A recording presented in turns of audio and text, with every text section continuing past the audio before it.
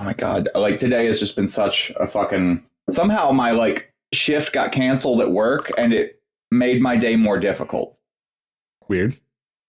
Well, because when you're not at work, everyone can ask you for help with things. Oh, yeah. So I have worked on 3 separate cars today. Also, even after my shift getting canceled today, that means that Monday through Friday, I worked somewhere around 71 to 75 hours. In a week, you worked how many? 75? I wasn't keeping super good track of our hours because everything was such a clusterfuck. But yeah, Monday through Friday, I'll probably get paid for around 75 to like 80 hours. That's too much, dude. Yeah. No, I picked up on that, actually. Thursday alone was a 17-hour day. Ugh. I would say, what do you spend all your money on? But then I know it's fucking vans. Vans and a Harley, right? Well, that's one of the cooler things about working long hours. You don't spend your money on anything. That's also true, yeah. Condo's a blue screen again. Yeah, let me fuck with it for a little bit, but it's probably going to be a no. Sorry, continue, Brandon. Oh, wait, do I have video for you? No, but it's all right. I mean, we're just chilling. No, what's up? I always forget that I just have to turn the video on Discord. How was that? Everybody's... Oh, yeah, I was a little bit early today, actually. Yeah, I was what, 1-2 minutes late? I can't be on time to anything. That's not allowed. Yeah, you anarchists are like that. Yeah, no, it's they're trying to do the thing where like they pay us really well for the like grotesque abuse that they're putting us through, and they just don't realize that money, no matter how much of it you have, is actually not a replacement for the life that you live. Yeah. Yeah. There was a guy who had something about that in a book, I think. I think there's a few of them. So even if you can't make some episodes, you've been on every episode, I think. So like if you miss 1 or 2 or whatever, totally fine.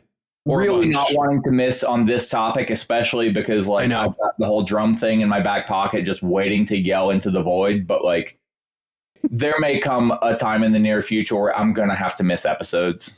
I don't want to, but if it is what it is. Then like by comparison, like I've been entertaining the idea more and more strongly of doing another project that I had been considering where it would be less confined to the space of cars. Because I really want to explore like a lot of the Red Scare stuff historically and in the modern era and deconstruct that. And I think it would be really fun and really interesting. But then I look at my schedule and I'm like, oh yeah, dude, I'll just do that in the 6 spare minutes that I have every week. Yeah. Yeah. That would be cool, though. Into my depressed laying in bed staring into nothing time. Yeah. That's important time, though. You need that. It's after a 75-hour week, it's incredibly important. There's nothing else at that point. So Brandon, are you basically working 100% of that time, or do you have like downtime in the middle of the day or something? Man, it is not downtime. Like Thursday was a 17-hour workday, and it was not the amount of downtime that you would think. It wasn't like 2 hours worth of work. It was in 19 hours, probably 12 to 14 of like real fucking like heavy lifting work.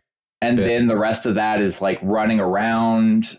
Maybe some of it's you just standing around waiting for somebody on the radio to call and cut your, like the show that we're doing is very atmospheric. So we're running like 5 smoke machines and they're fire hazards and the controls can vary depending on wind. Like if the wind blows one way, you've got to cut the machine up or down or whatever. So the downtime is you waiting for the boss of the show to come on the radio and say, hey, cut this machine up, cut this machine down. But that's literally only during filming. Most of the day is intense physical labor. I almost fell off a mountain. Fuck. Jesus. How's that happen? Because also, like I just said, we run smoke machines because for the atmosphere on this show, we can't just blow them out ambiently. We have these tubes that we run, fills the tube with smoke. We use a fan and we put holes in the tubing every like 10 feet so that it blows smoke evenly across like 100 yards. we have to keep these tubes out of sight of the camera and far enough away from camera so that the smoke does not have the look of being from a particular source. It has to look ambient. Mm. So somebody ran this tubing literally along the side of the mountain, and I'm not a fucking mountain climber. So when they said, hey, go get the tubing, I was like, yeah, no problem. And I climbed down and I get it all gathered up and rolled up. And then I'm like, oh, now I have to get back up the mountain. Fuck. It was all snow and wet leaves. Yeah. So like at one point I did fall. I lost the bundle of tubing that I had, and it rolled like a couple of 100 feet down the side of the mountain to the river. And I didn't fall that time, but somebody else had to relieve me because I was at that point so exhausted that I was not functional. I literally had to crawl up the last like 50 or 70 feet of this mountain on my hands and knees so that I didn't slip. And I was also just so exhausted. God damn. That's fucked. That's fucked. Yeah, when I say like I worked a 75-hour work week, like I think that actually buries the lead. All of that was on a day when I had already put maybe me and a few, like, 8 other people had put 8 tons of ice through a wood chipper to make snow. Because even though it had snowed that morning, it wasn't the look that the producer was going for. It needed to be heavier. Of course. I kind of a tangent here, but I always wondered like if you could take one of those smoke machines and like put a bunch of hash oil in it and what would happen with that. I mean, like if you have literal tons of hash oil, okay, not tons, like 2 gallons. It would be a huge waste, but it would probably work. Okay. Yeah, don't try it. It's Yeah, don't do that. Smoke at you and all the wildlife in the area, like. But I suppose if you ever become a union leader making over $200,000 a year, you'd have the money to do it. The whole forest high. I am stoked. We are actually like me and a small handful of people are trying to like form a legitimate like leftist faction within IATSE. The guy I talked to this week, I really don't know his political leanings, but I know that like in general, even if he's reactionary in a lot of ways, the guy is willing to get tanky as fuck when you're just talking about like the working person in relation to the union and the production companies. And honestly, like I think those are the people who are like our bread and butter, because they can draw in people that I would alienate the fuck out of. Yeah, that's true. And I'm really interested to see what happens, because there's a lot of rumblings, even amongst a lot of the less radical people in IATSE, about what the contract 3 years from now looks like. And yeah, I'm pushing everyone that I get a chance to talk to go for the fucking throat. Maybe it goes nowhere. Maybe nothing happens. But right now it's looking like in 3 years, big things happen. I mean, you're doing the fucking solid work right there. And it is part of a pattern. Like so the UAW right now is having, which I don't know the actual official results, but like they had, after this whole John Deere debacle, where they rejected 2 contracts that the UAW leadership was all in favor of. Yep. And they were pushing like, oh, this is the best we're going to do. And then they got a much better contract. And so the workers are like, hey, what the fuck are you doing for us? Yeah. Because we fought and we got a little bit closer to what we wanted. Y'all were ready to fucking fold immediately. Fuck you. Now, the UAW currently has like, they have some kind of structure for their voting of leadership that's like, I don't know, it's something, but what members are talking about is doing 1 member, 1 vote. So the current system is like favors incumbents. I love it. And the one member, 1 vote is like a much more democratic way of doing it, and it doesn't favor the incumbents quite as much. And so the UAW had a vote recently about this, and I don't know the official results because I didn't follow it that closely, but I do know that a lot of the big fucking areas where, where the votes were counted, it looked like 1 member, 1 vote kind of blew the other option out of the water. Like the workers really wanted better representation. That vote did not have a crazy turnout, but when you look at the normal turnout for comparable votes, it was like 3 times or 4 times more members than normal. Yeah, so it was not expected to have a huge turnout, obviously, but people were worked up enough about it that some people did show up, and it seems like the one member, one vote really won out. So that's interesting. Like, watch this space, because like the UAW could fucking start to turn a little bit in that respect, and we could see that happen with other unions as well, especially in this time of, where workers are starting to, I think, drive union leadership a little bit more than the other way around, which is definitely new. It's promising. Another thing that I don't think I've really talked to you guys about is IATSE works directly with Teamsters, because we hire Teamsters to do all of our, we basically work off trucks because we go back and forth between the studio and locations so much that we have to load everything up constantly. I've had a Class A for like 15 years. There have been a lot of people encouraging me to become a Teamster. It's a little bit harder because it's such a well-established union with well-established leadership to like break into. But like I've heard accounts from a few places that are saying that some of the Teamster leadership is starting to lean more left and push towards like more radical politics. Yeah, didn't that guy from Vermont, I forget his name, get elected to the head of the union or something? I knew it was a New England guy. I wasn't sure where. So that sounds right. Yeah, I wish I knew more about that. A part of me wants to like go to be a Teamster and be a part of that. And another more significant, substantial part of me says, no, get in IATSE, stay there, and do the same thing to IATSE. I mean, that's either way, I'm sure you're fine, but like, good on you for doing the work there. I mean, that's important. Being in a union and actually being able to change something, that's fucking awesome. I'm not there yet. I mean, I hate that this is the case, but I get really motivated sometimes, and then I fucking hit a hurdle with mental health issues where I can't do anything. So it's easy to be ambitious, and it's hard to actually do the footwork, but I want to try. Yeah. And I do have a handful of friends who are in my local who are very left-leaning, anywhere from like slightly more left than liberal to like insurrectionary anarchists. Nice. Yes. Actually, my dude who got me into IATSE, I don't think he uses the descriptor insurrectionary, but I've listened to him talk enough to know that there's not another better descriptor for his beliefs. Yeah, nice. Can I just express how like intensely surprised I was that we came up on anyone's feed as most listened to podcast? What? I must have missed My that. assumption is that they don't listen to other podcasts. Yeah, who is this? Spotify does some kind of wrapped thing where they're like, It's like a year in review. I mean, also they could have listened to 4 of our podcasts, and that would have been more time than like 100 normal podcasts. That's true. That's fair. I think, when we started, didn't we talk about, oh yeah, let's just shoot for an hour, and that never happened. Yeah, I remember that. I don't think that's happened a single time. Yeah. Connor, I was just arguing with that guy Don on Facebook again about feudalism. Gotta it's always love it. fun. Yep. What are you about feudalism?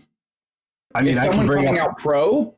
I can bring up the post here, but I'm not really sure what he was trying to say. I was talking about like the difference between like just trade and money and commerce and actual capitalism. And he's like, okay, yeah, but feudalism and the Roman Empire. And I'm like, well, what does that have to do with anything? And I'm not sure if he's given me a satisfactory response yet, but So if you're waiting for a satisfactory response, you are not going to get it. Not I ever. feel like if I talk to a dozen like leftist, communist, like well-read Marxists, I'm going to get a dozen different answers about like the actual like origins of capitalism. And it's one of those arguments that doesn't really feel like it's worth my energy because like however we got here we are. Yeah, I think they all bring up interesting points about how feudalism developed into capitalism, but like the actual historicity is dumbed down. It's a little mythical in some ways. Like, yeah, the broad points are there, but like, you know, kind of as like Marx describes the like previous iterations before capitalism, you know, your feudalism, your slave societies, it's a little simplistic, which whatever, it got the point across. But like some people do take that as like, this is exactly how it happened. It's like, well, no, life is complicated.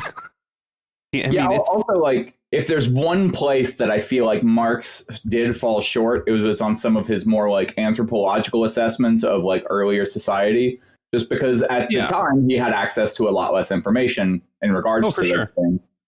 For sure. That's a thing. I feel like you just kind of can't hold it against them too much because you're just like, yeah, we didn't know a lot of shit. And also, that's not really the point of what he was writing. It was background, you know? It's like, not that necessary. And I think that the worthwhile analysis would be to say, like, it kind of actually doesn't, like, genuinely does not matter when capitalism officially started. That Lenin kind of nailed it when he started discussing imperialism. And once you can attribute, like, the development of empire in the capitalist sense, then is when you have, like, the time period of concern. It's fair. Yeah. There was actually an interesting discussion I ran into recently where someone was discussing the origin. It was from an anarchist perspective, but it was like the origin of the modern state and capitalism. And I was like, one, it's largely unimportant for our struggles today. But they kind of pointed out that, you know, we often think that like capitalism created the modern state as we know it, to basically police property relations and all that good stuff. So the state was created in response to capitalism. They were arguing that actually the state created capitalism. So like the old feudal states that used to exist to maintain some sort of power, they created this system that was already coming naturally, but they cemented their place in it and earned their wealth. And it did solidify their power. Now, of course, capitalism and the state usually go hand in hand, so it doesn't really matter which one came first. But it was a somewhat interesting conversation that I hadn't thought of before. I was like, okay, it seems plausible. It's like one of those conversations you have that's like interesting by virtue of the fact that it has like not enough impact on life or relevancy to like make anyone mad, so you can just talk at each other for an hour or two. Yeah. So it seems like to me. So I was like, oh, this is cool. Yeah, this guy was saying something about how feudalism is the default organization of human society, and that non-human animals have a form of feudalism. Wow. And I'm like, so like, are there prairie dogs that are dukes and duchesses and stuff? Like, what are you talking about? Could he take such an innocuous position and make it so that I want to hit him? Yeah. And he also says that ancient Rome went through the full capitalist cycle, including the part that looks like communism. Wow. What? Okay. See, I've actually heard an interesting argument posited that like literally the fall of the Roman Empire was because neglect to the infrastructure. Like literally they let roads deteriorate to the point that commerce was no longer effective. Mm-hmm. And so that's when the like empire started to seriously degrade. I forget what point I was even going to make. How did you I got do distracted because like suddenly Bryant's background started changing. Yeah, I was like, how did... I was fucking around there. Sorry to distract you. I just saw this little option pop up. I'm like, ooh, I want to fuck with things. I'm looking for it right now. My camera randomly works now. Oh, yeah, look at that. Unbelievable. There's just, there's a third option now. You got to pay money if you want a custom background up in there. Oh. Yeah. Otherwise, it's just whatever, like 4 different stock photos on there. Damn. Also, those stock photos seem to think that my hoodie is background, which fair. I was trying to be fancy and like have the outro start while we were saying like goodbye and like have it not be too intrusive. Like I wanted to have it like, kind of crossfade nicely. And to do that, I had to decrease the volume on the outro significantly. And so I think what it did was it kind of noise gated it out that way. And so so it applied it to the whole thing. Yeah, that sucks. Fuck. All right. I did. Yeah, whatever. Just next time, whatever. Yeah, in the future, try not to fuck up so much. Yeah, I know. Yeah. But other than that, I mean, it sounded the mastered version sounded a lot better. I was like, okay, nice. Cool. Yeah, and I think we need to figure out better hosting. I don't know, maybe I'll look into that today. But since I did talk to you guys about that, SoundCloud does allow you to replace the file. You can replace the artwork. You can replace anything while it's still uploaded and then not change anybody's feed so they don't get double notifications, which is nice. The only thing we have with SoundCloud is that there is like an ethical concern, which I mentioned to, I think, Bryant. And that was just that they screwed over Dixieland of the Proletariat. Like somehow, like they did some episodes on No Evil Foods, and No Evil Foods was doing a really bad anti-unionizing kind of thing. And so SoundCloud like took a stance and like took No Evil Foods' side in this kind of battle that they were having and took down Dixieland's episodes. Yeah. And Dixieland of the Proletariat is like, they're not like a enormous podcast. They're like a little bigger than us, I'm sure, but they got a lot of kind of like our show where they have a larger Instagram following than listener base. Yeah, but they got some major press with that because they did a really serious investigative reporting on that issue with No Evil Foods and everything. And and then SoundCloud took it down. I think they eventually put it back up, but like that's kind of a stain on SoundCloud's record, even though we do still fucking use them. So just put it out there. Yeah. I actually like, because I've been vegan for a long time. So like I found that episode especially interesting because companies like that kind of like to forget that people are animals. Like, it's okay to not abuse animals and also not abuse people. Yeah, right. Imagine. Yeah. Do you guys want to do your car update section? We'll probably try and keep it quick. I think. Hey, quick question for you guys. Did I can't remember the last time we recorded. Did I mention that my Camaro transmission probably took a shit? I don't remember. You did the last time that we recorded just ourselves. Okay, cool. That's fine. Then I will not include that. Do you know more? Because you told us that it might have, but if you have like a no new info yet. It's sitting at the shop and it is not a priority at the moment. Yeah, fuck it. Yeah, so it'll become one at some point, but kind of sucks because it was my backup car, but whatever. Yeah, we'll get to that for me in a moment.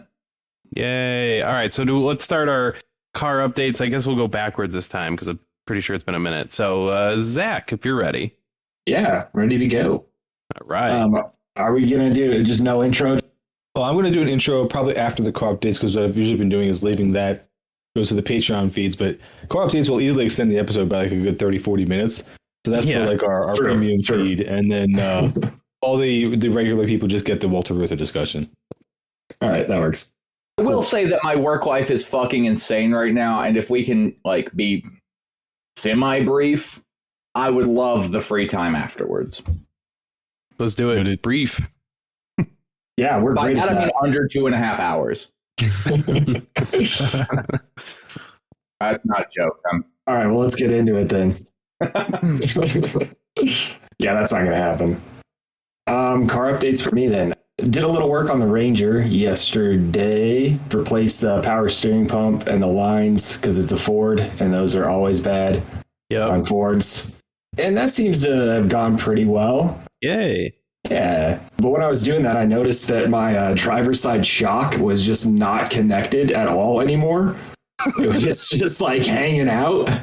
And that's cool. Honestly, I didn't notice in the drivability of the truck at all. Like it drove exactly as shitty as it did before. So, but I got a new. Describe that as not shocking. Yeah, no, not at all.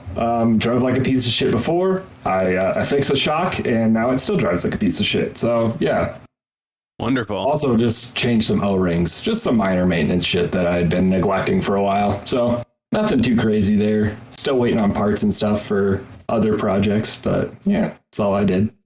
Not too bad. Yeah, pretty easy one.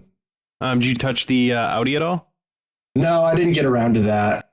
I think I found a video of somebody doing the job I need to do with the engine still in the vehicle, which is pretty dope, but it's not even like a legitimate video. It's basically like a slideshow with like no description whatsoever. So I'm just trying to piece together what he did from a series of photos. But yeah, I think I can leave the motor in to change that mechanical cam adjuster, which would be fucking awesome. That would cut down the labor time of that like hugely. Yeah, good news on that front. Yeah, sweet. Kind of a car question, if I could. Yeah. All I know about like pickup trucks, like your Ranger that you're talking about, is like what I know about the Toyota Hilux from Top Gear being like this indestructible tank. And I was wondering, like, how much of that reputation that has, how much of that is true, and then how similar is like a Ranger to that? And then also, like, why can't you get a Hilux here? Like, is it? It just seems like you can't get them here for some reason. I mean, or could you? And it's just impractically expensive or something. I don't know. A bunch of different questions. I hope I'm not like derailing everything. No, chicken tax to Mike. That might be a whole another episode. Yeah. Chicken what? The chicken tax. Sum it up, Brandon. Yeah, that's like a whole other thing. Like Real quick, quick and dirty. I got nothing. All I know is that there is a thing called the chicken tax that somehow applies to pickup trucks and makes it so that you can't buy foreign trucks. Okay. Yeah, my understanding is that there's basically, it's like some sort of like farm tariff thing that means importing trucks to the US is expensive. And so that's why basically all the like Japanese brands of pickup trucks are built in the US. Mm. So like the Tacoma, I think shares a lot of parts with the Hilux that is sold overseas, but it's a different thing and it's built in America. Mm-hmm. Yeah. But yeah, I mean, I think, you know, the Hilux the Top Gear guys were testing, that was had a diesel engine, and I don't think Toyota sells a diesel engine in the US. No, they don't. And I don't know a whole lot about Rangers, so I couldn't speak to how reliable they are compared to a Toyota. Toyota does not sell a diesel engine in the US? I don't believe so. Did they? I think in the 80s. Okay, I was about to say, because a friend of mine has a diesel Toyota engine. Yeah. Yeah, nothing in like the last 30 years, probably. Okay, fair. Yeah. But to address the reputation of the Hilux and then how that compares to the Ranger, first of all, yes, the Hilux is fucking indestructible. Like, they absolutely earn that reputation. Those things are fucking tanks.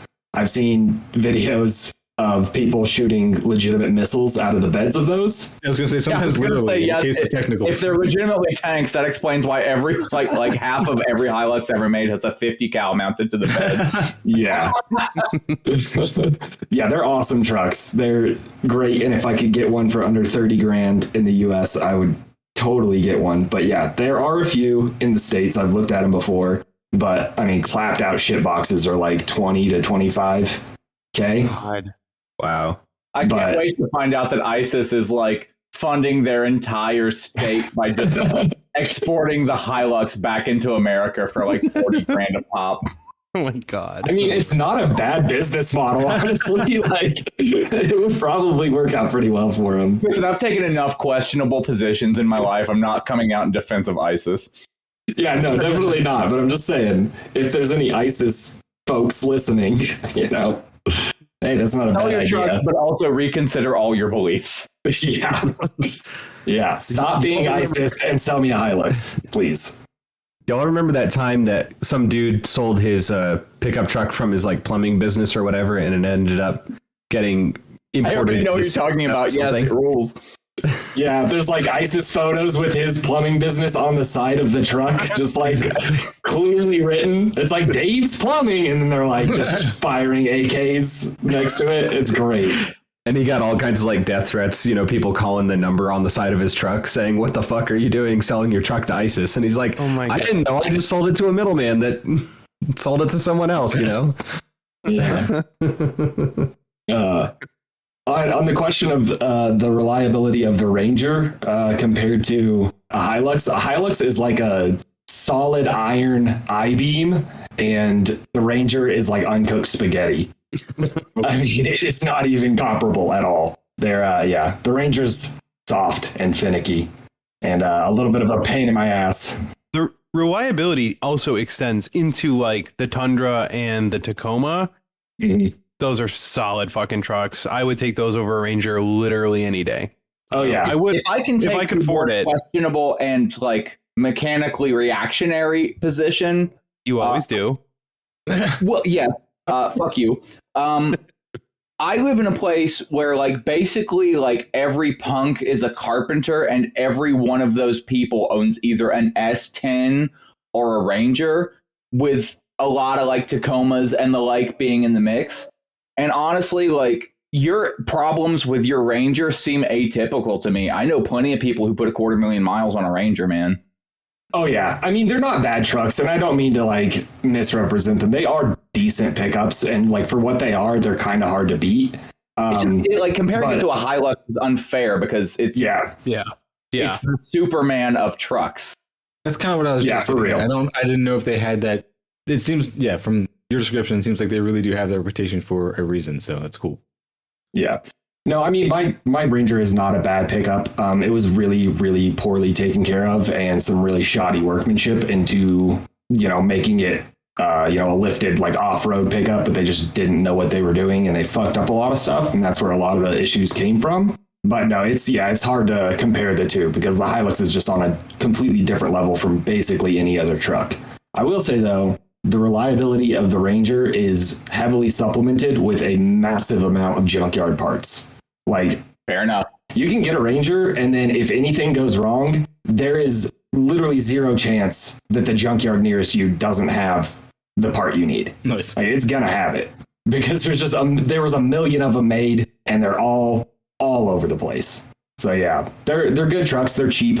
I was gonna get a Tacoma, but they're literally 5 times the price for similar models. And there's a reason for that. If you have the money for a Tacoma, get a Tacoma. They're great trucks. They have a similar level of reliability to the Hilux as far as like drivetrain components, suspension, things like that. It's just the Toyota diesel engine that we don't get in the States that really sends the Hilux over the edge to that like god tier status. Also, this is like the appropriate time to mention the fact that like in the US, you can no longer buy like a light or mid-size pickup. Like even the things that are currently being marketed as mid-size pickups would have been full-size or extra large like 20 years ago. Yeah, all the small pickups now are like unibody pickups like the Hyundai Santa Cruz and the new Ford Maverick and stuff like that. Like there's no longer small frame on body pickups. It just doesn't exist. Dude, I don't even feel like that new Ford is a small pickup. It's fucking huge relative to anything made more than 30 years ago. It's just small by comparison to other full-size pickups now. The new Ranger is gargantuan and bloated, but the new Maverick is actually like old Ranger size. Is it? I thought it was bigger than that. Okay, I concede. It looked bigger than that to me in pictures, but maybe I'm wrong. Most trucks now are just way too big. Just outrageous. It's deceptively large because it's like really big top to bottom. Like the body panel is really wide, like from floor to ceiling, that kind of aspect. But yeah, no, front to back and side to side, they're very similar to late 90s, early 2000s Rangers. All right. But I haven't seen one in person yet, so dude, huge pickup trucks are great for workers. Why wouldn't you want a 6-step ladder just to grab a can of paint out of the bed of your truck? Yeah, and workers are generally, on work sites with other people and buildings and other cars, so they're great for getting into those tight spaces, Mm-hmm. A lifted F-350 makes complete sense since most people in America are 12 and a half feet tall. Yeah, especially, children, they can be very visible above the hoods of those trucks. Yeah. America has too many children. Fuck them. Oh, in typical fashion, we have gone wildly off the rails. Who's next? I think it was me. I don't have very much going on. More of the same problems with the Z. Everything mechanically seems fine. It's doing okay, but it's running funky. It's surging and all that shit. We fixed the intake that was definitely leaking, and it's still doing it. So I actually pulled up. I've got the app on my phone with the diagnostics and everything. It gives me the ability to track my fuel trims and a few other things if I want, but I used it to look at fuel trims. So I did my short and long terms for both banks, and I went driving around looking at what showed up. So the fuel trims just determine like how much fuel the computer thinks it needs based on running slightly lean and slightly rich and alternating between the two from stoichiometric mixture. So that's just for how your catalytic converter works and all that. So the fuel trims will, if like you have a vacuum leak, the fuel trim at idle is going to be like, hey, there's a bunch of unmetered air. We need X amount % more fuel. So the computer compensates and adds more fuel. Or if there's some other reason, like you've got a leaky injector that's just kind of stuck open and constantly leaking in, your computer will call for less fuel or something like that. So it's just basically what the computer's seeing, and you can kind of make some inferences from that. So what I was looking at, it looked like it had all the classic signs of being a small vacuum leak. So like it would call for more fuel at idle when the impact of a vacuum leak is much higher. But then once you start driving, it comes back down and says it needs, not as much fuel, because when there's that much more air, that small little pinhole leak isn't really noticeable anymore. So it looked like that based on the fuel trims. Still a little bit wonky, but anyway, I looked at it the best I could. I sent it to the shop that built the engine and said, hey, here's what I think it is, but something's wrong. Fuel trims are way too high. We got to do something to look at it. So I was only able to leave it for, a day on Friday, left it overnight, and he was able to do a smoke test, and the smoke test determined that there is definitely not a vacuum leak. So, he did a couple other things, checked a few other electronic signals to see what was in sync with what, but as of now, it's going to have to go back next weekend, and we'll do some more testing on it. So something's not right. We just don't know what. So it's a big old pain in my ass. So it could be like the idle air valve or the throttle body or something? It could be the throttle body. It's a possibility. Now, I haven't had a problem with this throttle body before the rebuild, so it shouldn't be a problem now, but, shit happens. So he's got some ideas. We, obviously the smoke test eliminated a whole bunch of stuff, so it was kind of hard for it to be a vacuum leak just because, like, now that the intake is new too, every part of the engine's new, every gasket is new, every hose on there is replaced. It's like, what's left to fucking leak? So I'm just going to have to drive it around for yet another week, and it drives like shit. It just like revs up on me while I'm driving, and it's a challenge to drive, but whatever. It's probably not doing too much harm. It's not like a mechanical issue. It's just like running weird. But that's all I got. Brian, that's your turn. Yeah, sorry, I just realized I needed a drink of water there. It looked like you were doing the ABCs in your head there. I'm not sure where we left off last time I was talking, but I guess lately I put the flywheel and clutch on the engine, put new seals in the transmission, except for the passenger side axle seal. It took me a while to find one. Rock Auto sent me the wrong one. I think they sent me one for an automatic. And then I tried to buy one online, and they said after I ordered, oops, sorry, we're out of stock. Here's your money back. I hate that. Yeah, and so I had to order from the Toyota dealership, which is like twice as much as anyone else. So hopefully that'll be here tomorrow. Where it stands right now is I have the transmission hanging from a ratchet strap on one side and supported with a jack on the other from the bottom. Solid. And it's about an inch or two off from lining up and slotting in there. And I was just struggling with that last night until about 11:30, and I finally gave up. So I might fuck around with that some more tonight, but I don't know. It was kind of frustrating me. So it's good to walk away when you get to that point. And that seems like you left it just fine. Just in a couple inches away, it's right there. It's on a ratchet. You're fine. That's the way to go. Yeah. Instead of taking it all down. And it's just, I don't know. Anytime lining up a transmission and an engine is a struggle. Yeah. Oh, and I'm not sure if I put the rear main seal in properly on the engine. So it's possible that when I fire it up, it'll start leaking oil and I'll have to tear everything apart again. So that's always fingers fun. Crossed. Wait, why are you questioning it?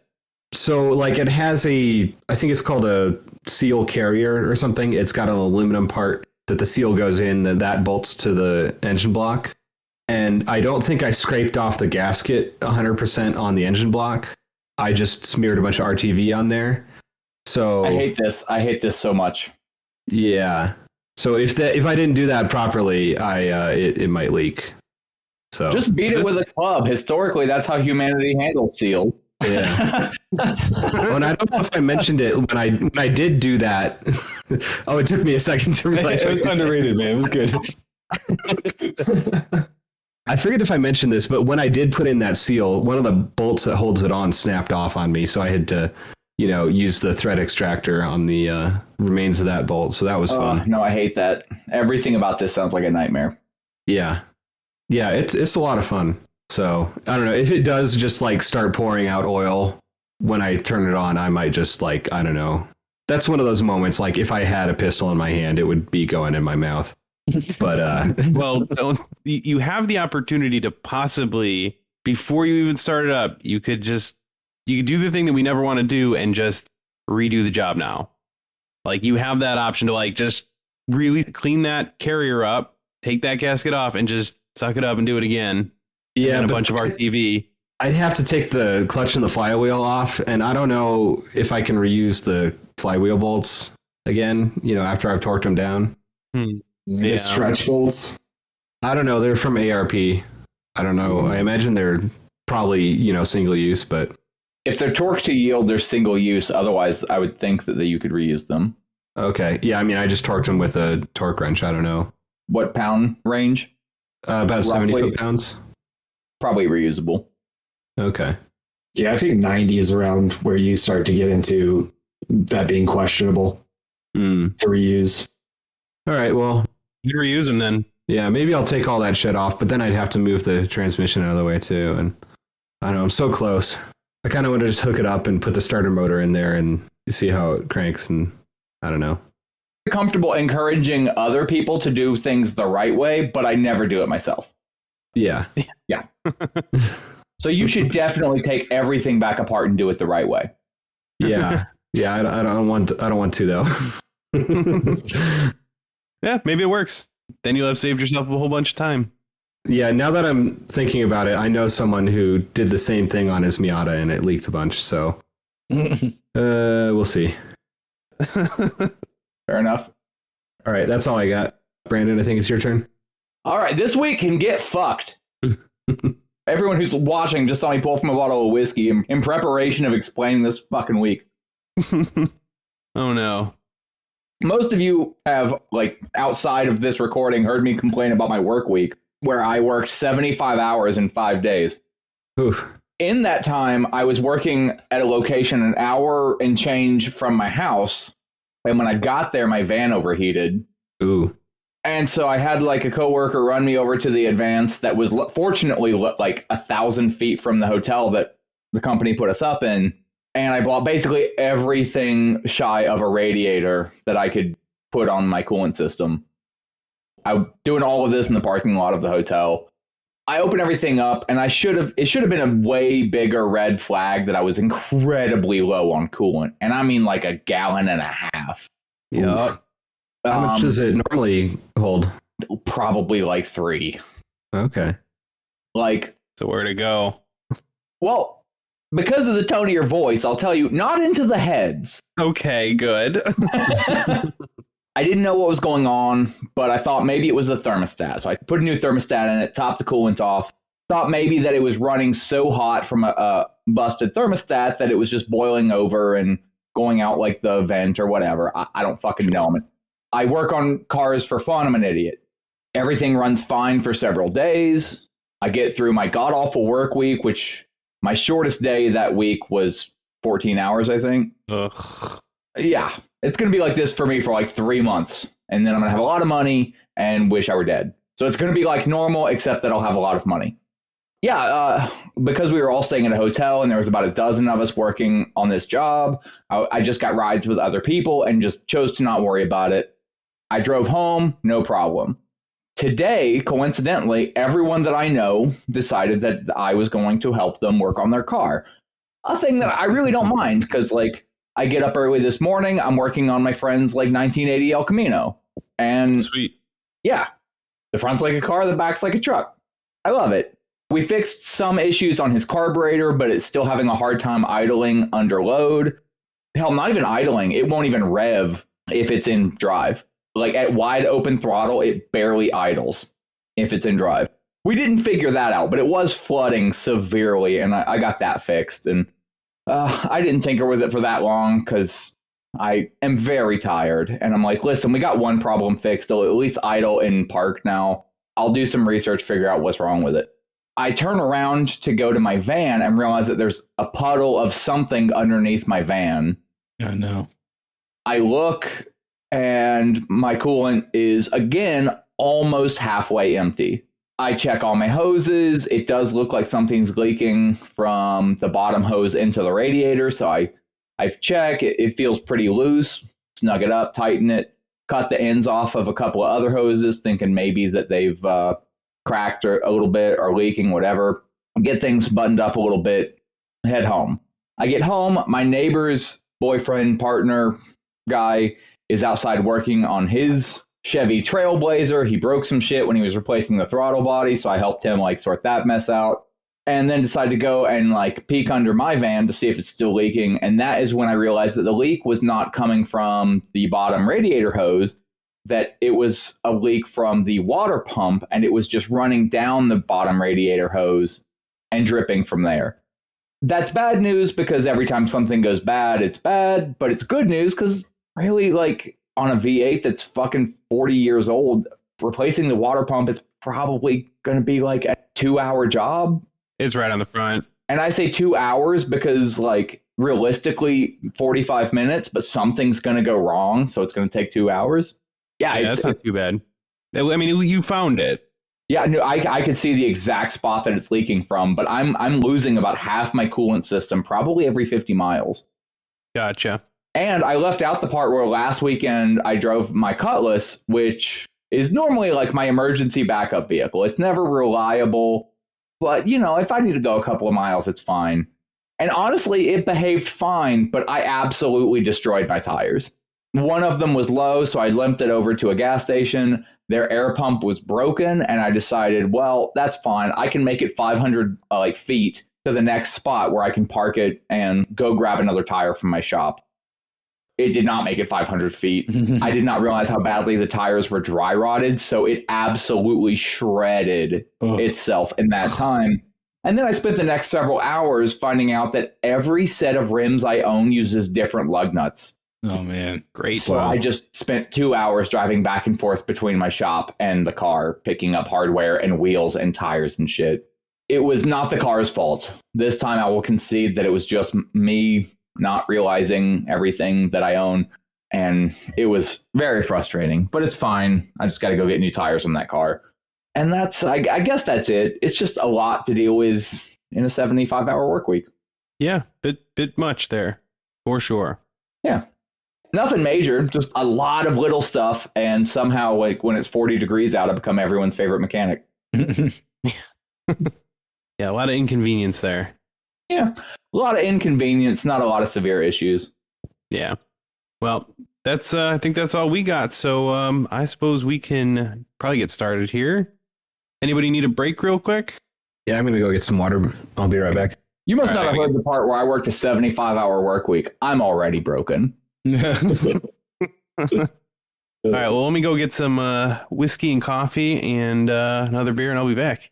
Yeah, I'll go over beer right at then. Sounds good. Let's. Yeah, I'm gonna get another bubbly water because that's what I'm chasing my whiskey with. Oh yeah!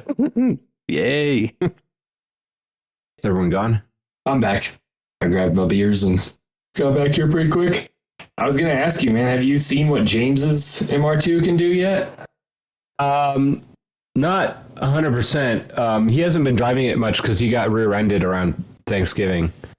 Oh shit! And, so the trunk and the taillight is kind of smashed up. That fucking sucks. Yeah, but no, it certainly makes cool turbo noises. Yeah, it does. If you go on his Instagram, you can see a video of him driving it around in a dinosaur costume on Halloween. Oh, that's fun. Yeah, I saw him like shortly before Thanksgiving, so it must have happened right after I saw him. Yeah, no, it was like either Thanksgiving or the day before. And he's like, oh shit, all the turkey's in the trunk. How do I open this? Oh no. So, I mean, he got that fixed, but, or at least, well enough. Yeah. Is insurance going to pay out for it? Is he going to have it covered or? I think so, yeah. I think he's still figuring that out. I haven't talked to him about it lately, though. Well, hopefully. Yeah. But yeah, I think he said it was somewhere around 400 horsepower is what he's expecting. Yeah, I think that's what I remember him saying to me too. It definitely sounds fucking cool. Yeah, no, I can definitely hear it when he's coming and going. Nice. Probably the loudest in this complex here. Loudest car. Nice. Oh, that Turbo Miata I posted on the one channel, like it. That is, I think, a decent price for what it is. I don't think you could build one for much cheaper than that. No, probably not. Probably not, but no interior pictures makes me a little concerned, but the outside looks fucking clean. Yeah. I wouldn't have gone with that color scheme, but like, No, I don't know. definitely. It is pretty nice. Definitely wouldn't have been my preference, but yeah, it looks really well done at least. Yeah, I'm always concerned when there's just like clearly pictures of certain things on a post. I'm like, ooh, what are you hiding? Yeah. And it looks like it's got wheels from an NB, so I don't know. I don't know if I really like those. Yeah. But Wheels are easy enough to change. yeah. Oh, hey, I think there's James driving. Wheels are easy to change if you have the right lug nuts. Yeah. There are so many styles of lug nuts, it turns out. Yep. There's quite a few. Yeah, like conical ones and like flat faced ones and all kinds of shit. And not to mention thread pitch and everything else. I think I have four different sets of wheels with 3 different styles of lug nuts. Fuck, that's annoying. One of them is super rare too. Yeah. Yeah, they use like a special bushing. It's unilug, but it's unilug in a way that's like actually super reliable. Huh. Yeah. That's interesting. Yeah, it's a bushing where if it's center drilled, it's 4.5 on 5, or 5 on 4.5, or whichever way that works. And if it's offset drilled, it works for 4.5 or 4 3/4. Damn. Yeah. It's better than the like slotted washers that a lot of the unilugs use, but it's harder to find the parts for it because only one company really did it in the 70s and maybe early 80s. Hey, you guys, sorry, keep waiting. No worries. Apology rejected.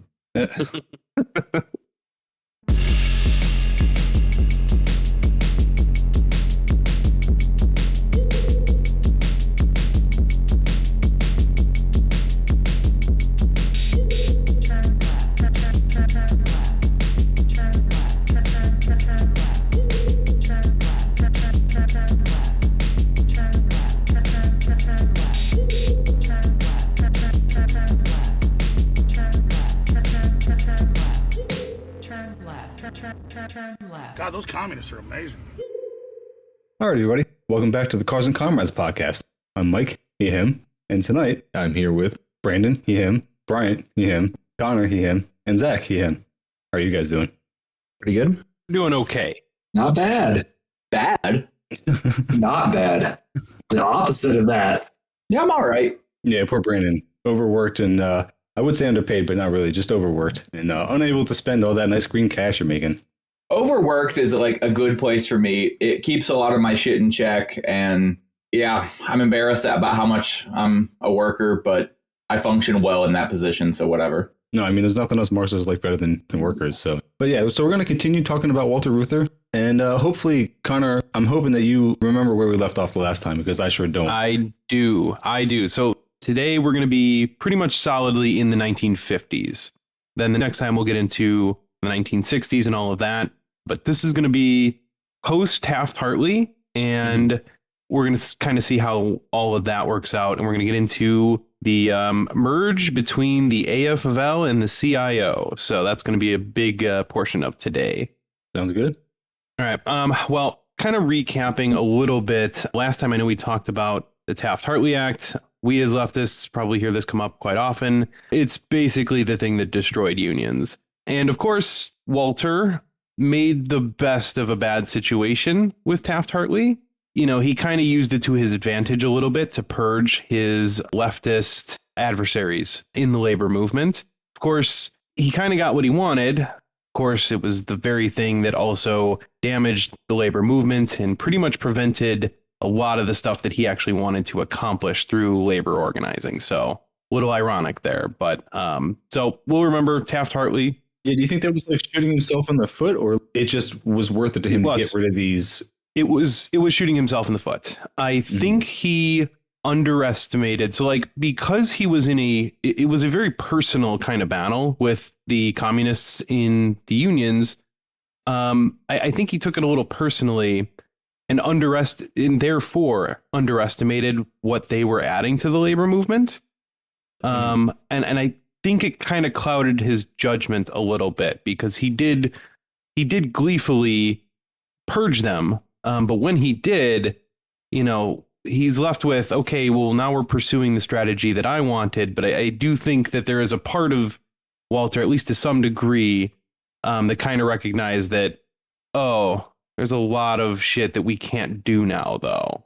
And so that led to his actions in the 50s and 60s. So kind of big picture view, he switched from what was like on the ground organizing to, as the head of these unions, he did switch to a more, okay, we have to get into the political sphere, right? We have to build some political power. We have to get some of these politicians to be a little bit more beholden to labor.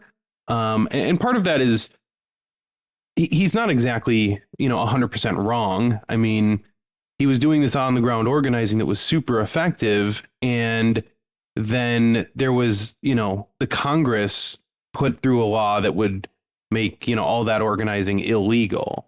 And they overturned a veto. That's how much support they had. So, he's not wrong to think that, okay, well, fuck, we gotta gain some control in that sphere a little bit. So he kind of pivots to moving in that direction a little bit. It's hard to say that it's entirely, oh, it's wrong and shouldn't have done it. But like, it probably, there were other strategies we probably could have pursued in tandem if Walter did not let his personal adversarial relationships get in the way, which seems like what happened. Yep. What specific time frame are we looking at here? Like within a couple of years? Okay, so we're going to be anywhere from, about the late 1949. There's going to be a few points in my notes here that do touch on the 60s, but we will be getting into the 60s, I think, in the next episode. So this will go, pretty much right through the 50s. Not the most relevant thing in the world, but a point that I think is interesting to touch on during this time period, at the very least, is that this was a time where in the developed world, communists were a lot politer. It really wasn't, well, I won't say this definitively because I'm not the most well-read on it, but a handful of things that I've read have touched on the fact that it was around the time of the Cuban Revolution and Che Guevara trying to sort of like export a lot of more revolutionary politics.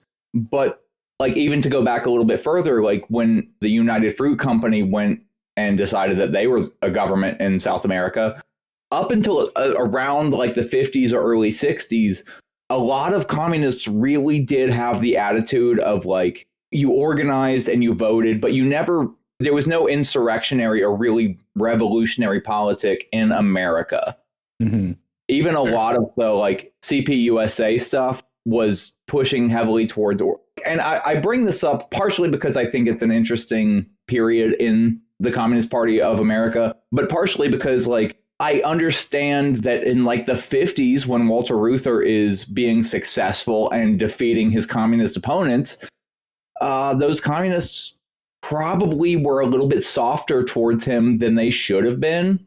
Mm-hmm. Okay, they were 100% softer towards him than they should have been, but because there was a precedent for, just, I won't say politeness, because there were communists in the South who were having to like beat the shit out of racists and like gun them down because Klan members were trying to gun them down.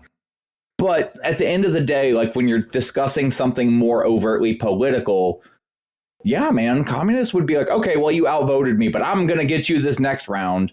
And it took a little while to realize that the cards were stacked against them. Yeah, I think there's a lot of that's one of the things that I kind of like about this story of Walter Reuther is I just think you kind of look from his perspective and I'm like, it's hard to say that like, oh, he was 100% totally wrong. It's like, well, I see how we got here. I can understand. I think he was wrong, but I get why it happened the way it did. You kind of see where it's like, it's a failing and it's a shortcoming, but like you see how it happened and you can see it today. The same sorts of things play out. You're like, yeah, humanity is imperfect. And even when we think, our theory is correct, the world's fucking complicated. I mean, reasonable people can disagree on tactics. And I mean, the left is a perfect example of that. I think a lot of people on the left think that like, if you disagree, you're unreasonable. But the truth is, reasonable people can very much disagree. What we have, the battle that we're facing is difficult. Just plain and simple. It's fucking difficult. The odds are stacked against us. And so, yeah, people are going to have different approaches to that.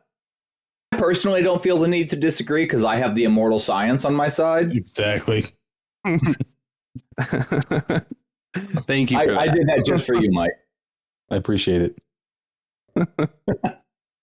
But anyway, so that's kind of the big picture. There was something I did want to mention about the Taft-Hartley Act that I don't think I saw it in my notes, so I may have left this out. So I wanted to actually touch on this too, because we did see this kind of throughout the 20th century a little bit.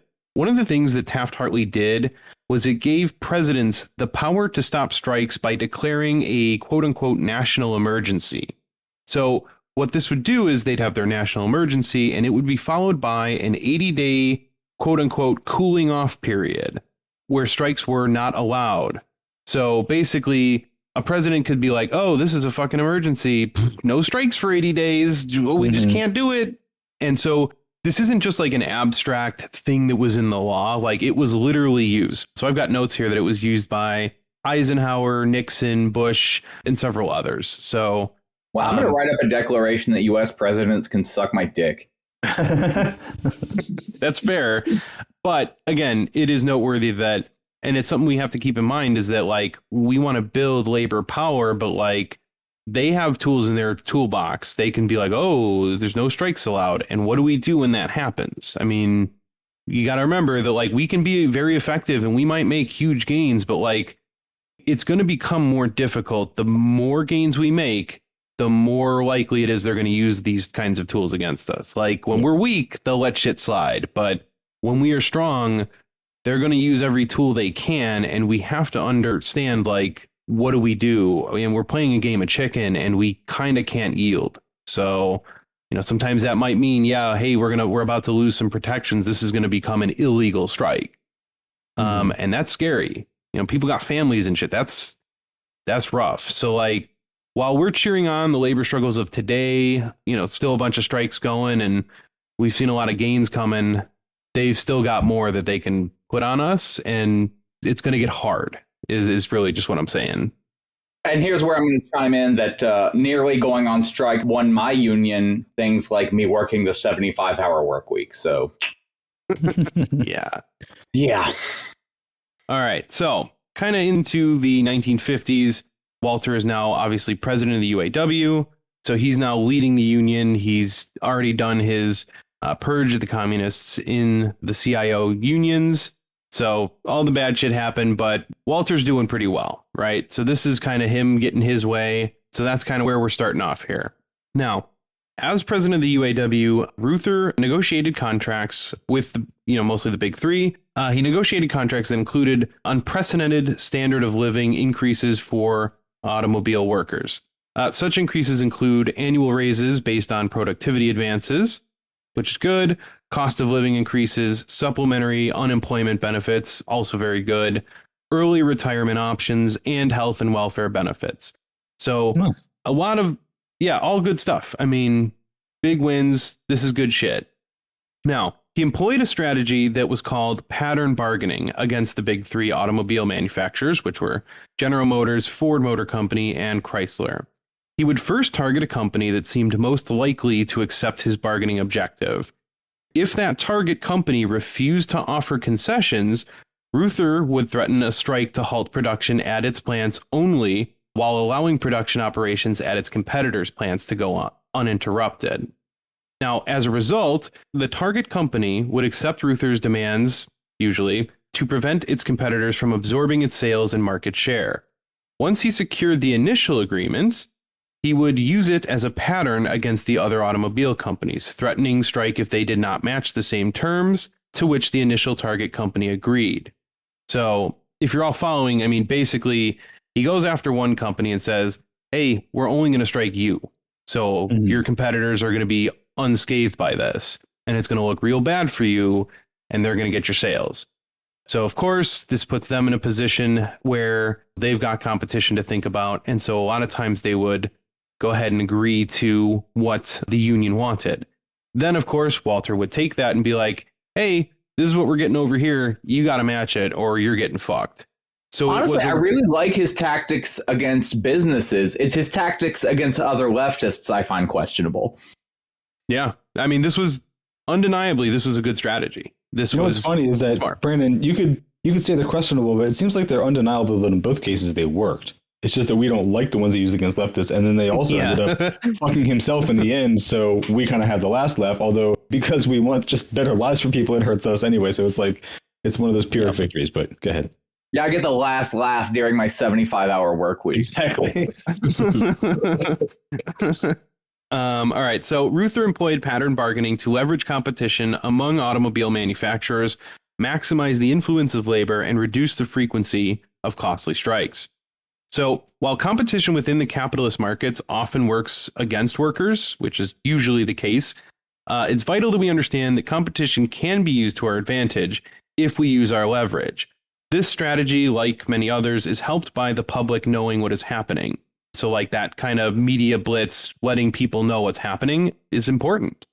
Could this be a way to use some of the louder politicians to get the word out more effectively? You know, we don't currently have any labor leaders with the same reach that Walter had or any other big famous labor leaders. We don't really have that at the moment.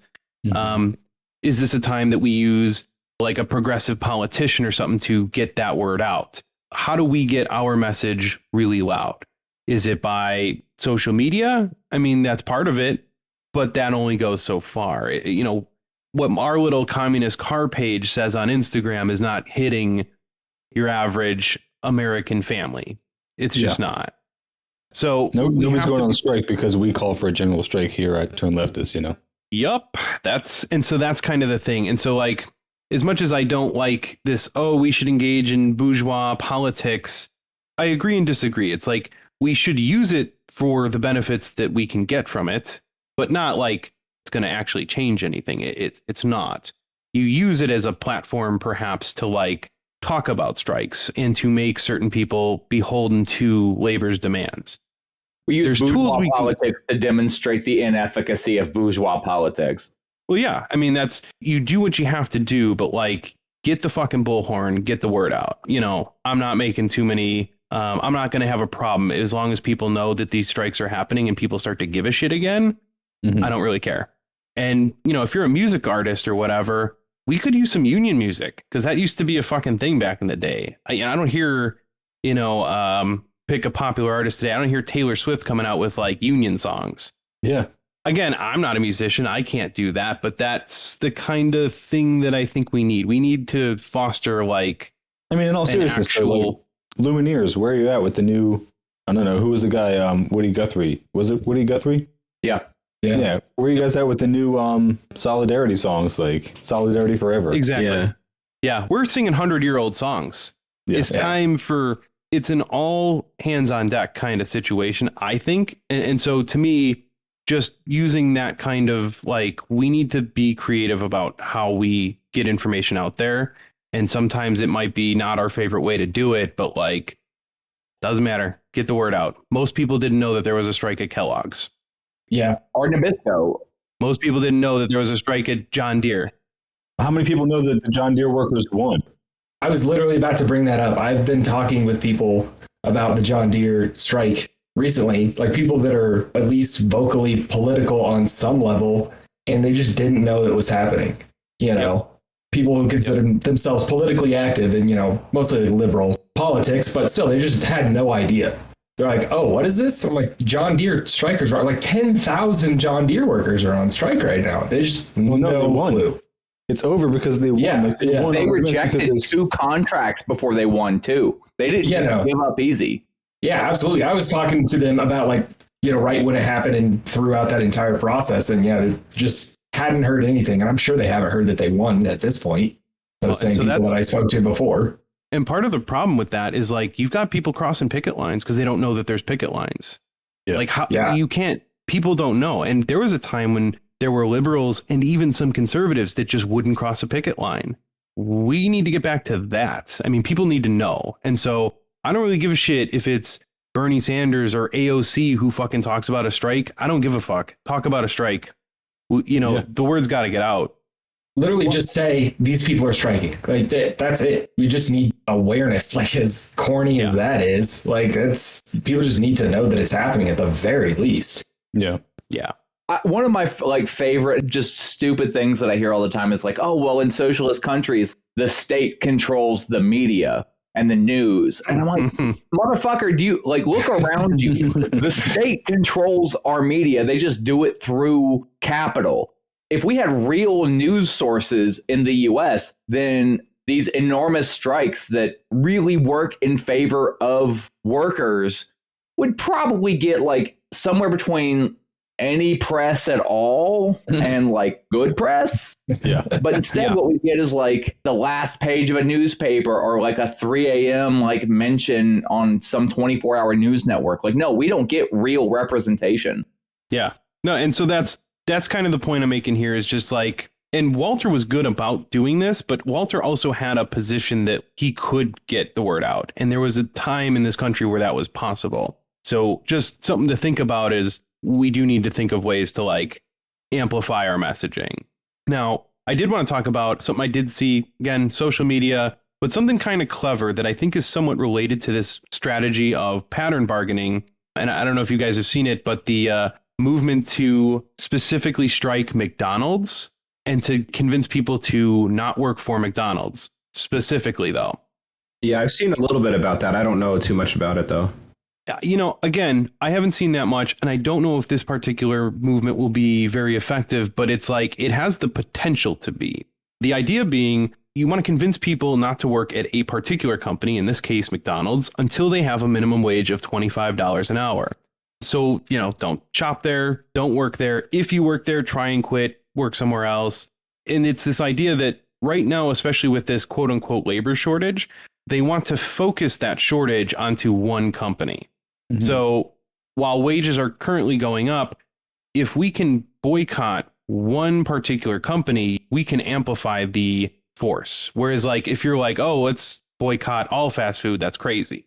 But if you do it to one company, that is something that consumers can easily get on board with, right? Don't buy any Kellogg's. That's 8,000 different cereals. But if it's just hey, don't work at McDonald's, that's something that's possible. And so if you really do create an artificial labor shortage for that company, they're going to have to increase wages to get people to work for them. So I've never considered this, but that is actually brilliant. And it's why I won't wholesale condemn Walter Reuther, because in a certain way, that's what he was doing by targeting strikes against certain people. But right now, if you say, hey, don't shop from or work at McDonald's, on its face, it almost seems innocuous. But if you still continue eating out at fast food and suddenly Burger King's fucking revenue doubles and McDonald's sees that while they're having to close stores due to employee shortages, that fucking rules. Yeah. Yeah. And so the reason I called this out is just because I'm looking at the past and I'm hey, this actually does look kind of familiar. This is an idea that we can take into the 21st century. And this is something you can spread on social media. There are, celebrities who could theoretically even get on board. A celebrity says something like this. Again, like you said, Brandon, it seems fairly innocuous. It doesn't feel oh, that's socialist activity, but it is. And when that one company has that, oh, we're now a minimum of $25 an hour. Why the fuck are you working at Burger King? Why the fuck are you working anywhere else? You're trying to work at McDonald's now. Yeah. It increases wages for the entire industry. So it's just something I saw. I wanted to mention it. I thought, hey, this is the kind of outside the box thinking that is, I think, something that we could take with us going forward. Yeah, real quick, shout out to Danny DeVito for being a fucking real one. Right? Speaking out about this exact thing. Oh, did he? Yeah, which one? Oh, God damn it. And now I'm going to forget which one. He's the best. He's the fucking He spoke out specifically, like, in support of a union strike that was going on recently, and I'm forgetting which one it was now, because there's been quite a few recently. Was that the thing where he lost his blue check over it in Twitter? Yes. No, that was simply a mistake. That coincidentally was when he called in favor of unions. Mm-hmm. Yep.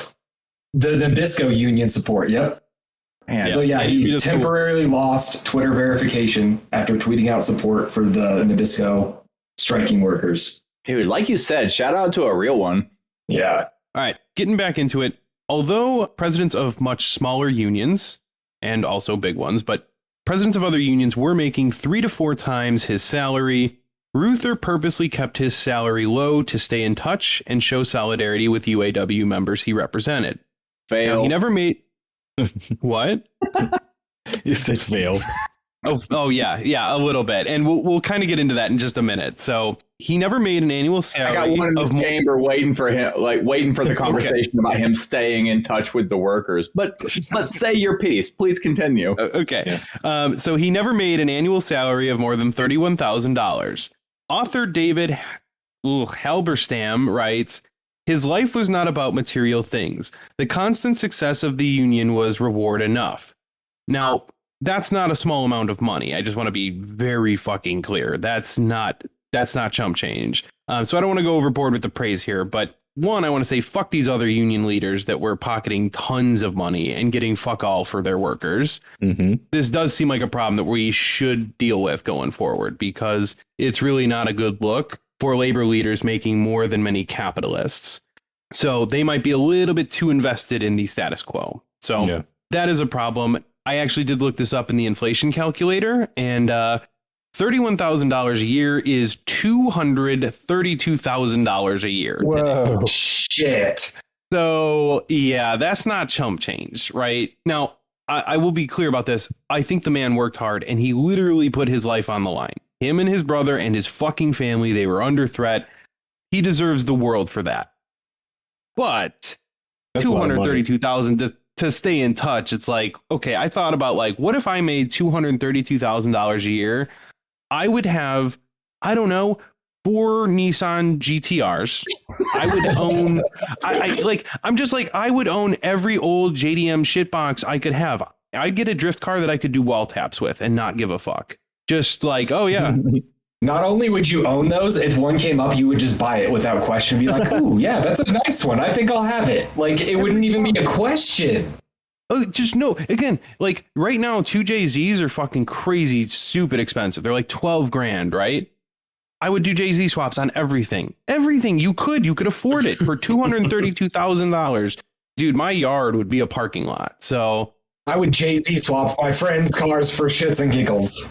The more money you make, the more trashy you are. It's just a bigger yard to put more cars in. That's all you get. Well, so my point being, if you're trying to stay in touch, this is probably not the best way to do it. But the disturbing fact here is that at 3 to 4 times that, I'm like, so these other labor leaders of oftentimes smaller unions even are making close to $1 million every year. That's what I was thinking too. That is a fucking problem. Really, fuck those guys. Fuck those guys. And this would be like probably a bit of a tangent, but you want to hear something related in the modern world that I'm dealing with right now? We're not okay with tangents here. Yeah, we never do tangents. So my union recently voted in and accepted the contract that we got that was widely regarded as dog shit bad. Yeah. So I've accepted the role of the person who needs to discuss with everyone the fact that we have 3 years to make the next contract hurt them bad.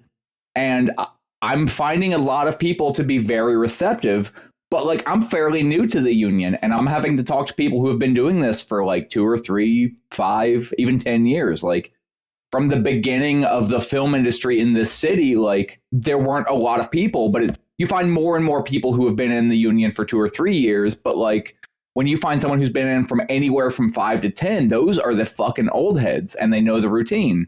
And I had one of those dudes school me in a very constructive way this week where he informed me that our union representatives make little to no money from the union.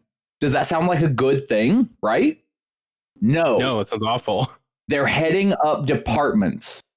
So they're the people who are making $200,000 or $300,000 a year and getting little to nothing from the union itself. But what that does is it creates a circumstance where when people want to stand up and say, like, we're not happy with the way this is going, you're our representative, what the fuck? What it does is make you a target. You get blacklisted so that when a job comes up, if you get called, you're one of the last people called because you pissed off the president, who is also the head of the fucking construction department. And doesn't it make the union representatives more beholden to like the production companies and where they're getting their money from than the union itself? Mm-hmm. I mean, so we're currently talking like, what is the wage that we can like? What can we do to make it so that our president is no longer working? And to me, that sounds fucking psychotic. But on it, like. But it's real. Like, you kind of have to take them off of the floor to some extent, because when their income is based on working, suddenly, like you just said, Zach, they're beholden to the companies that are paying us. We're trying to figure out, like, how much can we, like, reasonably offer the heads of our union so that they are no longer beholden to the companies that are producing and beholden to the employees. Because we want to be able to say, this is not right, do something about it, and be heard instead of no longer getting hired. Yeah, that makes sense. I mean, it's a sticky situation. Yeah, it's a fucked up balance, because we're saying, like, yo, if we offer them like $100,000 a year, which we would have to work our absolute fucking, that's what I would make if I'm routinely working 60-hour weeks. Can we offer these people that for probably doing 20 hours worth of work a week, but it's still half of what they would make doing what they're doing now? Yeah, that's fucked. Yeah.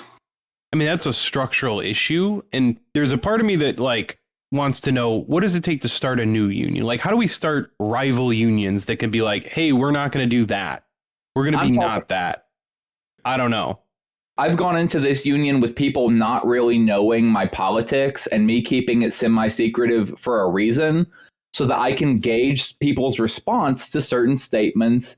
And, you know, sometimes you like a dude this week that I was expecting to be very reactionary was pretty fucking receptive to some offhanded remarks that I made. And by the end of the week, him and I were discussing, like, what can we do so that in 3 years, the next contract that we get offered hurts the people that offered it to us. Like, we want to make the money that we're making and not have to work 80 hours a week to make it. Yeah. Hell yeah. Yeah, I was actually going to encourage you at some point, like, you know, get yourself settled in, but you should try and run for something in that union if you can. I mean, already talking about it. Sweet. Fucking sweet. Oh, yeah. It sucks because it means that you have to work your ass off so hard that everyone around you says, that motherfucker busts his ass, I have his back. Yeah. Like, dude, it sucks. I've heard other people say it. I know that there's like a big like anti-work. I've heard a bunch of communists, like, man, I'm going to put communists in scare quotes for this statement. Like, I don't want to work. I want to be a communist. I want like whatever. I don't know. No, if you're in a shop that is not just somehow incredibly fucking left, if you're going to be a communist or anarchist in that shop, you need to be the hardest working motherfucker in there. Mm-hmm. You need to be the dude that people look to for answers, or, oh, I need a hand. Never say no to helping somebody. And then after you've established yourself, when that like real piece of shit that everyone knows is a piece of shit asks for help, you say no. But when somebody who is even maybe on your side asks for a hand, you do the work for them, because you want to be the guy that like everyone comes to, so that when you can get a position that you can help people, you get fucking voted in and you hold the bosses to account. Possibly unpopular opinion because it involves working your fucking ass off, but like, let's be realistic. If you're left at all, you're not working for a better future for yourself right now. You're working for a future at all for future generations. I think also, like, there's a difference between busting your ass so that the boss gets more profits or that you get a promotion or whatever, and then just helping out your coworkers and being helpful and knowledgeable about whatever it is that you do. And that struggle's real. I've been like, I don't always have an answer for that. I mean, generally speaking, I'm one of those people who works their ass off. I'm there to help, whatever. And I do, I will say some things that like people are like, oh, wow, ooh, it's risque or whatever. But it's like, well, yeah, but I'm the one who's not slacking off. So like, what does that say? But I'm all for anti-work post-revolution in the nice world that we're going to build. But building our way to it is probably going to involve a lot of work. It depends on the situation, I think. But in a lot of cases, especially in a union place, you got to work your ass off. And, in my position, if I slack off, I'm not inconveniencing the company. I'm inconveniencing about 8 other people who have to pick up my slack. Mm-hmm. Yeah. So, yeah, definitely noteworthy. I think that's a good approach. It depends on the situation. But especially in a union place or a place that could become union, be the hard worker if you can. If you are capable of doing it, be that. Because then people can't attack you with that shit. Oh, you just want free stuff. You're lazy. Really? Can't say it about certain people. All joking aside, my move for a long time has been to work my fucking ass off, work every hour of overtime offered, volunteer for overtime if it makes other people's life easier. And then like once you've established yourself as like one of the hardest working people around, be like, yeah, you guys know I'm a communist, right? Like I'm doing this for you, not them. Mm-hmm. And you start introducing the talking points where suddenly people are like, well, I always thought that like your people were kind of pieces of shit, but like actually you're a solid fucking dude. Let's hear what you got to say. Does it work every time? No, it works like 20% of the time, but 20% of the time it works every time. You essentially you want to be a good ambassador for your ideas is I think what it comes down to. Yeah. No, you put that way better than I was ever going to. First time I've ever done that. I'm hammered right now. Yeah, you want to represent your beliefs in a way that is positive. I do my best. So, yeah, anyway, that's kind of where we were with what these unions were making and all that. As problematic as it was, whatever. Walter did purposely not make nearly as much money as he could have. So, look, credit to him. He was doing very well, but credit where credit is due. Now, he did absolutely win pretty big gains for the working class during this time. Yeah, Brandon. This is a weird point to make, I think, in some ways. But like, what did you say that his adjusted income was? Like 230? Yeah, around 230. Something worth mentioning is that inflation calculators are helpful to a certain extent, but to another extent, they're bullshit. Because I don't know what your average, say, truck driver makes right now. I would guess like 50 to 80. Yeah, it's about right. Adjusted for inflation, in the 80s, truck drivers were making well over $100,000 a year. They were making more than I believe, like in real terms, they were. I bring that up specifically because, yeah, he was setting a good example, and maybe 230 sounds like a fuck ton of money for then adjusted for inflation. It sounds like a lot of money, but it's entirely possible that like your average middle class worker was making close to or around 6 figures. That's true. Well, That's true. I mean, it has to do with just the stagnation of wages since the 70s. Yeah. Your average worker isn't making much more than, or even less than in the 70s today. Yeah, in the context of the time, $230,000 a year could be just above median income for the nation. I think is what you're saying. Is it like 232,000 or whatever it was specifically might not have even been above anyone else, really. It's like how a CEO used to make like 15 times more than your average worker, but now they make like 500 times more. Right. Yeah. Like maybe he was making 2 or even 3 times what the workers were making, but that was still pretty much nothing compared to the people making 10 and 20 times as much. Yeah, that's fair. Yeah, it all depends on the cost of living and everything, and things do change. So yeah, there's a certain amount of bullshit that the inflation calculator probably is. The problem with nuance is that there's so fucking much of it. Yeah. Now, anyway, so we know that Walter won pretty big gains for the working class during this time. This was a prosperous time for the U.S. economy in general, and workers were sharing part of that prosperity due in part to Walter's efforts and the labor movement as a whole. However, it is important to understand that more radical elements were demanding more, and given the general prosperity, getting more seems like it was a very real possibility. So maybe we could have done better. Now, immediately after the war, left-wing elements demanded, quote-unquote, 30-40, which is a 30-hour work week for 40 hours pay.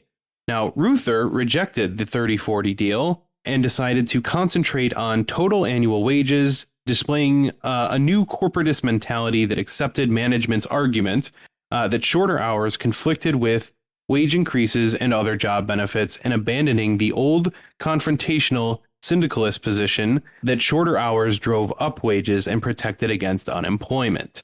I think they were right about that, though. Yeah. I mean, the shorter hours would create almost a little bit of a quote-unquote labor shortage. It does drive up wages, and it gives people, the ability to actually fucking live a life.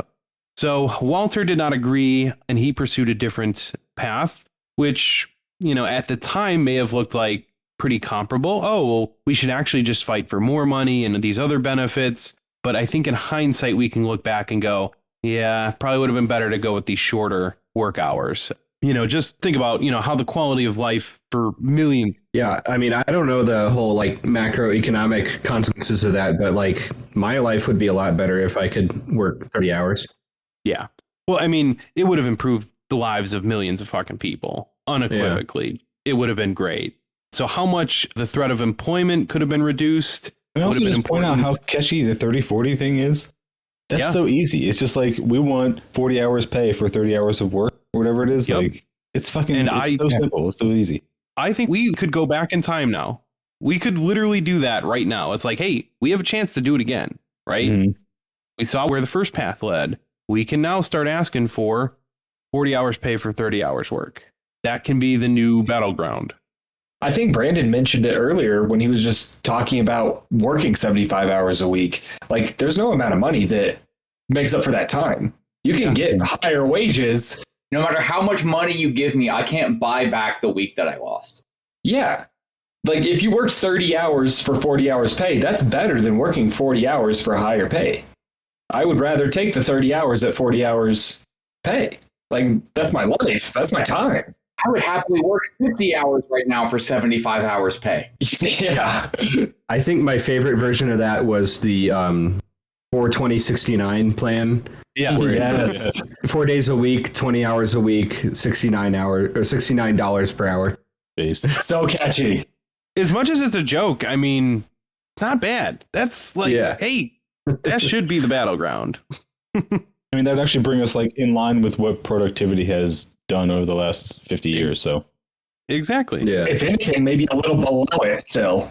I'm so goddamn angry that 4/20/69 makes so much fucking sense in this context. And honestly, that's a great thing to build support around. Everybody loves the meme numbers. We can get so much support for that. Hey, funny that's numbers. True. That work week sounds really nice. Yeah, I'm with it. And what do workers generally actually work in an 8-hour day right now? Isn't it less than 6 hours? I think it was about specifically office workers, but I read something that was in your standard 8-hour workday, there's only 4 to 6 hours of labor being done. Mm-hmm. And the other time is just not working. So let's condense that. Let me go home. I'll do my work for 4 hours and then let me leave. I don't want to be here anymore. Yeah, that would be nice. Job at work, we call them 8 for 10s or 10 for 12s, where they need 12 hours worth of work done, and you hustle, you bust your fucking ass, and you get it done in 9 or 10 hours, and you go home. Our bosses still pay the same way. They don't have to know that we got that work done in a fraction of the amount of time because of the way everything is structured. But at the end of the day, it's only proof that it's bullshit that you have the money to pay us for the amount of work. Why are you asking us to stay for 3 or 4 hours longer just so that you can feel like you got more for your money? Like, no, we did the work. Yeah, it's fucked up. I'm somehow angrier inside of a union than I ever was before. I mean, that's where it starts. That's where it's like, okay, you can kind of see where it's like, all right, I now see why this is weak. I see why this isn't working. That's a powerful place to be. You know, it's important to see how dysfunctional it actually is. It's pretty weak. So I'm just like, yes, this is awesome. But I'm also furious. How can we make this 300% more good? That should be, if you run for anything in the union, that should be your like slogan. 300% more good. I think more gooder would be better. I think it would be more gooder. I think more better is gooder. Yeah. There you go. We'll figure it out. So, as president of the CIO, which Walter was elected to in 1952, following the death of the previous president. As the president of the CIO, Reuther sought to remove officers from communist-dominated unions within the CIO. In response, Trud, which is TRUD, a Soviet newspaper, called Reuther a traitor and strikebreaker and a favorite of the U.S. Chamber of Commerce. Nice. Which is similar to what more radical opponents of Walter within the UAW had said about him. So it was pretty spot on. I desperately need you to link that Soviet newspaper commenting on that. I want to read more about that. Yeah. So the Republican Party called Reuther the most dangerous man in America and a communist. Despite removing communists from the labor movement, J. Edgar Hoover, director of the FBI, who we're also familiar with, never stopped labeling Reuther a communist for working in Russia and having early associations with communists and socialists. During World War II, Hoover considered subjecting Reuther and his brothers Victor and Roy to custodial detention, which is basically just straight up imprisoning them for no reason, which, this is an important point here. Remember, the Constitution doesn't mean anything when you challenge those in power. Rank and file union members need to be taught this going forward. No more of this silly reverence for a scrap of parchment that has no meaning the moment it might grant any meaningful freedom to working people. Not educating members about this truth constitutes a serious disservice to those union members. You can see it today. All these union members who like literally think that, oh, this is all fine, but it's like, no, it's not. Fuck the Constitution. Like, we should stop pretending like, well, the Constitution's good and so. No, it's not. It's garbage. Fuck it. Fuck it. Let's write a new one. The Constitution is really good for, like when I'm out of toilet paper. Mm-hmm. Yeah. Anytime people are surprised when companies don't play by the rules and when they work hand in hand with the state, you know, they're having backdoor meetings that you can't prove. It's like, how are you surprised by this at this point? Like, you just haven't learned enough history, I guess. Yeah.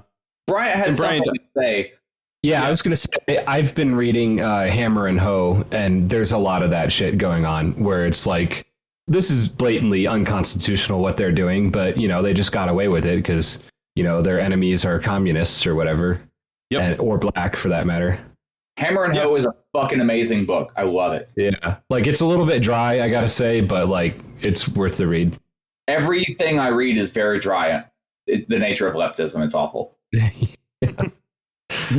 I will say October by China Mieville. That's a good read. That's not dry or boring or anything. That's okay, a good I'll one. check that out. It's a history of the 1917 revolution. But yeah, like, there's this weird expectation that workers play by the rules when the bosses don't have to, and I think we really need to overcome that reasoning. Mm-hmm. There are no rules. There is exploitation, and there is overcoming that. Yeah. And this is kind of why, again, I didn't do it this time, but I probably will the next time. Those questions I keep listing off because I think they're important. The question on like legality is like, I don't think we should be playing by the rules anymore. That doesn't seem to work. And I mean, really, all the horrible things that people did to unions back in the day. I mean, they shot at members, they sprayed them with freezing water and all that. And again, the thing that actually crippled unions more than anything else was this fucking piece of shit scrap of paper. A legal fiction is what really did us in. And I think we need to understand that we cannot be allowing legal fictions to dictate what workers are entitled to. If there's anything I'll give anarchists credit for is that they really caught on to the whole like not playing by the rules thing a lot earlier than the rest of the left did. Yeah. I think Marxists and anarchists really need to kind of blend a lot of their projects together. I think there's a way to work those two together in a way that is like actually complete. If we could stop bickering for long enough to do it, of course, which is questionable. That chance. Room for bickering, but we're not even close to the point where that's the issue. Oh, yeah, 100%. I mean, yeah, I think there's a lot of overlap in the two, and I think we need to start kind of exploring that overlap and making it fucking work instead of splitting parties over and over again and whatever else we're doing, you know.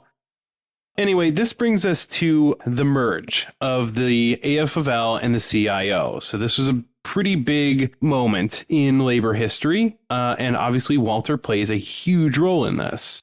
In December of 1955, the two rival trade union federations, the AFL and the CIO, merged into a single federation. Walter was elected president of the CIO in 1952 and began conversations with the rival federation to smooth over their differences for the good of the labor movement. Many of the reasons organizations had originally split over had actually started to fade away anyway. The AFL had not only embraced industrial organizing, which they were originally against, but they included industrial unions, such as the International Association of Machinists, that had become almost as large as the UAW or the Steelworkers. At the time of the merge, the UAW was the largest single union, representing around 1.2 million members. So Reuther succeeded Murray, who died in 1952 as head of the CIO. William Green, who had headed the AFL since the 1920s, died the same month. So Reuther began discussing a merger of the two organizations with George Meany, Green's successor, as head of the AFL the next year. So pretty much right away, they started talking merge. Now, the AFL had a number of advantages in these negotiations. It was, for one thing, twice the size of the CIO. The CIO was, for its part, once again facing internal rivalries that threatened to seriously weaken it. Reuther was spurred toward merger by threats from David J. McDonald, Murray's successor as president of the Steelworkers, who disliked Reuther intensely, insulted him publicly, and flirted with disaffiliation from the CIO. While Reuther set out a number of conditions for the merger with the AFL, such as constitutional provisions supporting industrial unionism, guarantees against racial discrimination, and internal procedures to clean up corrupt unions, which were apparently a huge problem in the American Federation of Labor, his weak bargaining position forced him to compromise most of these demands. Although the unions that made up the CIO survived, and in some cases as members of the newly created AFL-CIO, the CIO as an organization was folded into the AFL-CIO's Industrial Union Department. So basically, you know, the way this works out is George Meany and Walter Reuther start discussing merger. They've both got pressures to merge, right? So the merge is going to happen, but there is a negotiation process involved. The AFL is reactionary and kind of shitty, and they do not have Walter's broad vision for the working class, right? So again, the thing we can kind of credit Walter for having is more than just caring about the workers he represented. You know, he was for racial equality and gender equality and, you know, actual real safety nets for working people in general. Whereas George Meany, not the case, didn't give a fuck. Yeah, I remember you saying he was kind of a piece of shit. He's kind of a piece of shit. And unfortunately, in these negotiations, he had all the power, right? So he represented more people.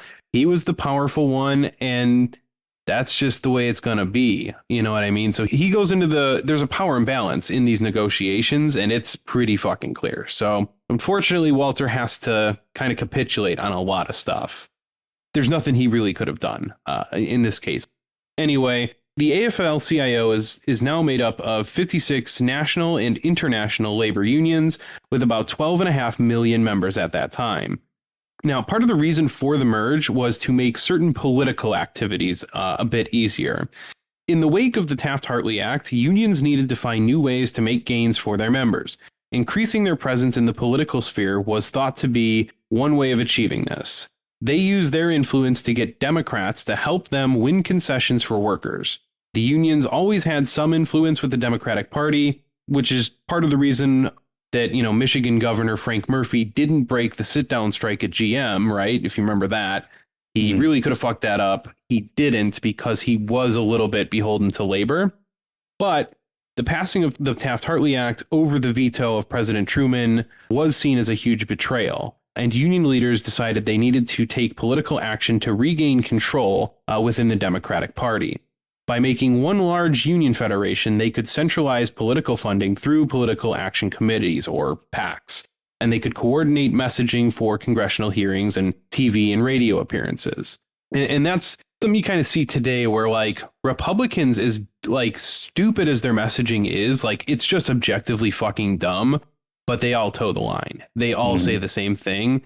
And unfortunately, it fucking works really, really well. Whereas you see Democrats have dog shit messaging. No one gives a fuck. I mean, they suck, obviously, but like their messaging is dog shit. Liberals are just like Democrats are on messages is when it's a Republican message. Yes. Yeah, precisely. And so, the idea of like centralizing some of this messaging is kind of important. And we as the left need to kind of learn from that. I think I don't know the answer, obviously. Okay, again, I'm an idiot. I'm talking on a fucking podcast. But if you're listening to this, start thinking, be like, hey, wait, how can I take what this idiot just said and like turn it into something instead of haphazard bullshit? I don't know.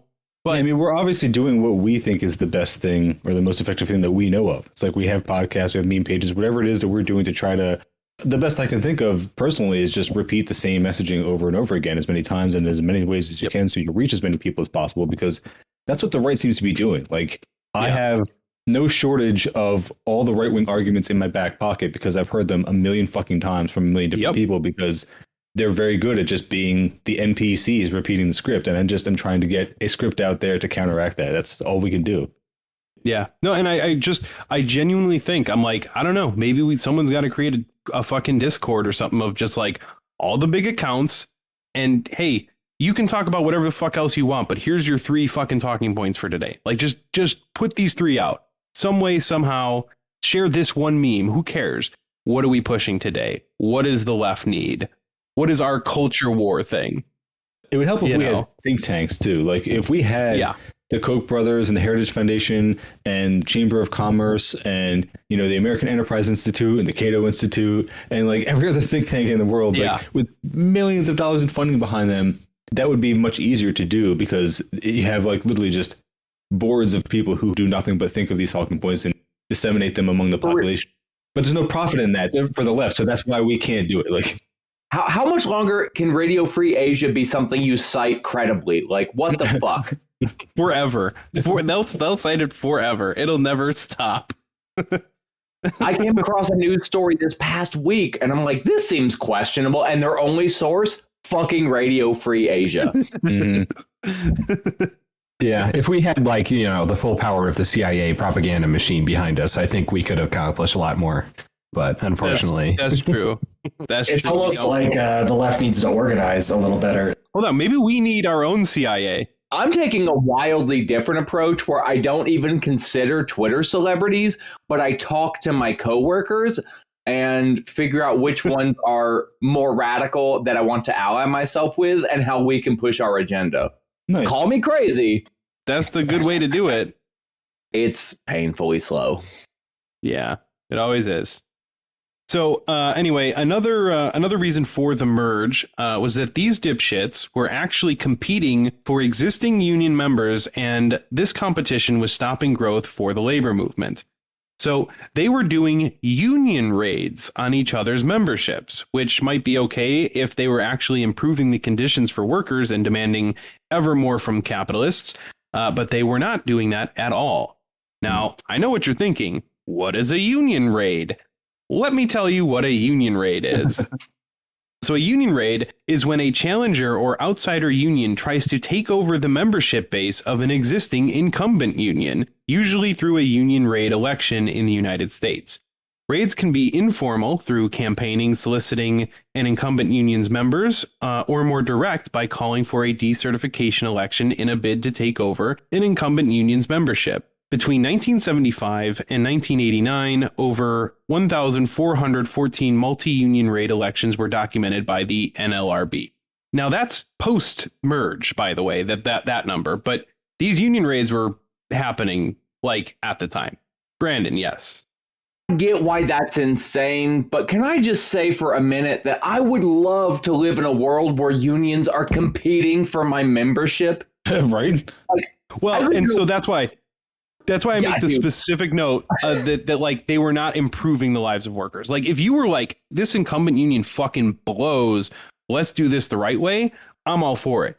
But it was a bunch of shitty. Get why that actual situation is a problem. I'm just like venting about the fact that we are so far away from that even this incredibly bad situation still seems like a world beyond where we're at right now. Yeah. Like I long for a world where multiple unions are trying to not help me instead of how I just have one single union not trying to help me while they're saying like, well, you could always go fuck yourself and not be in the union. Yeah, that's true. Ugh. Yeah. Now, union raids have been criticized by the labor movement because they promote rivalry between unions and they don't grow the movement instead of organizing the largely non-unionized workforce in the United States. So 100% true. The thing that I was saying was me venting, but that is correct. Yes. Yeah. So again, these idiots are fucking doing this. And so like part of the reason for the merge was to stop that. And it's like, y'all were just fucking up here. God damn. So let's get into talking a little bit more about George Meany, one of our villains for this series. George Meany was a union plumber who became a full-time union organizer and eventually the president of the American Federation of Labor. When Green's health declined in 1951, Meany gradually took over day-to-day operations of the AFL. He became president of the American Federation of Labor in 1952 upon Green's death, which occurred just 12 days after the death of CIO President Philip Murray. It took Meany 3 years to negotiate the merger, and he had to overcome significant opposition. John L. Lewis of the United Mine Workers, awesome guy, bushy fucking eyebrows. John L. Lewis of the United Mine Workers called the merger a rope of sand, and his union refused to join the AFL-CIO. Jimmy Hoffa, second in command of the Teamsters Union, protested, "What's in it for us? Nothing." However, the Teamsters went along with the merger initially. Mike Quill, president of the Transport Workers Union of America, also fought the merger, saying that it amounted to a capitulation to the racism, racketeering, and raiding of the AFL. Pretty much true. Pretty spot on. Fearing a drawn-out negotiation process, Meany decided on a short route to reconciliation. This meant all AFL and CIO unions would be accepted into the new organization as is, with all conflicts and overlaps to be sorted out after the merger. Despite their cooperation in the AFL-CIO merger, Meany and Reuther had a contentious relationship for many years. Meany's commitment to the civil rights struggle was not particularly strong, and this caused a great deal of friction between him and Walter. Meany also did not share quite as broad of a political vision as Reuther, which obviously affected how successful a strategy of using political power to help working people could possibly be. No matter how nice our political vision might be, we will often need to work with people who do not share our vision, and we can't be confused when we don't win under these circumstances. In 1963, Meany and Reuther disagreed about the March on Washington for Jobs and Freedom, a major event in the history of the civil rights movement in the United States. Meany opposed AFL-CIO endorsement of the march. In an AFL-CIO Executive Council meeting on August 12th, Reuther's motion for a strong endorsement of the march was supported only by A. Philip Randolph of the Brotherhood of Sleeping Car Porters, the titular leader of the march.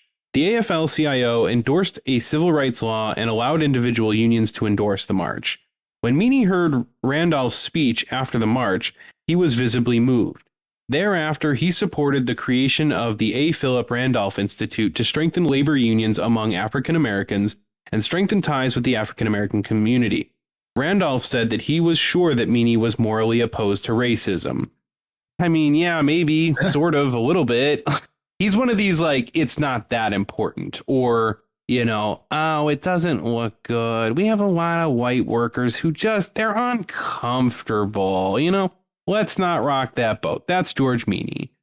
Did you happen to see the meme format that I made recently, which was I just screenshotted the Google Translate page And then instead of whatever language was there, I just substituted reactionary, translated to English, and then started just translating things from, that reactionary say. I didn't. One of my favorite ones, but it sounds great. You made that format yourself?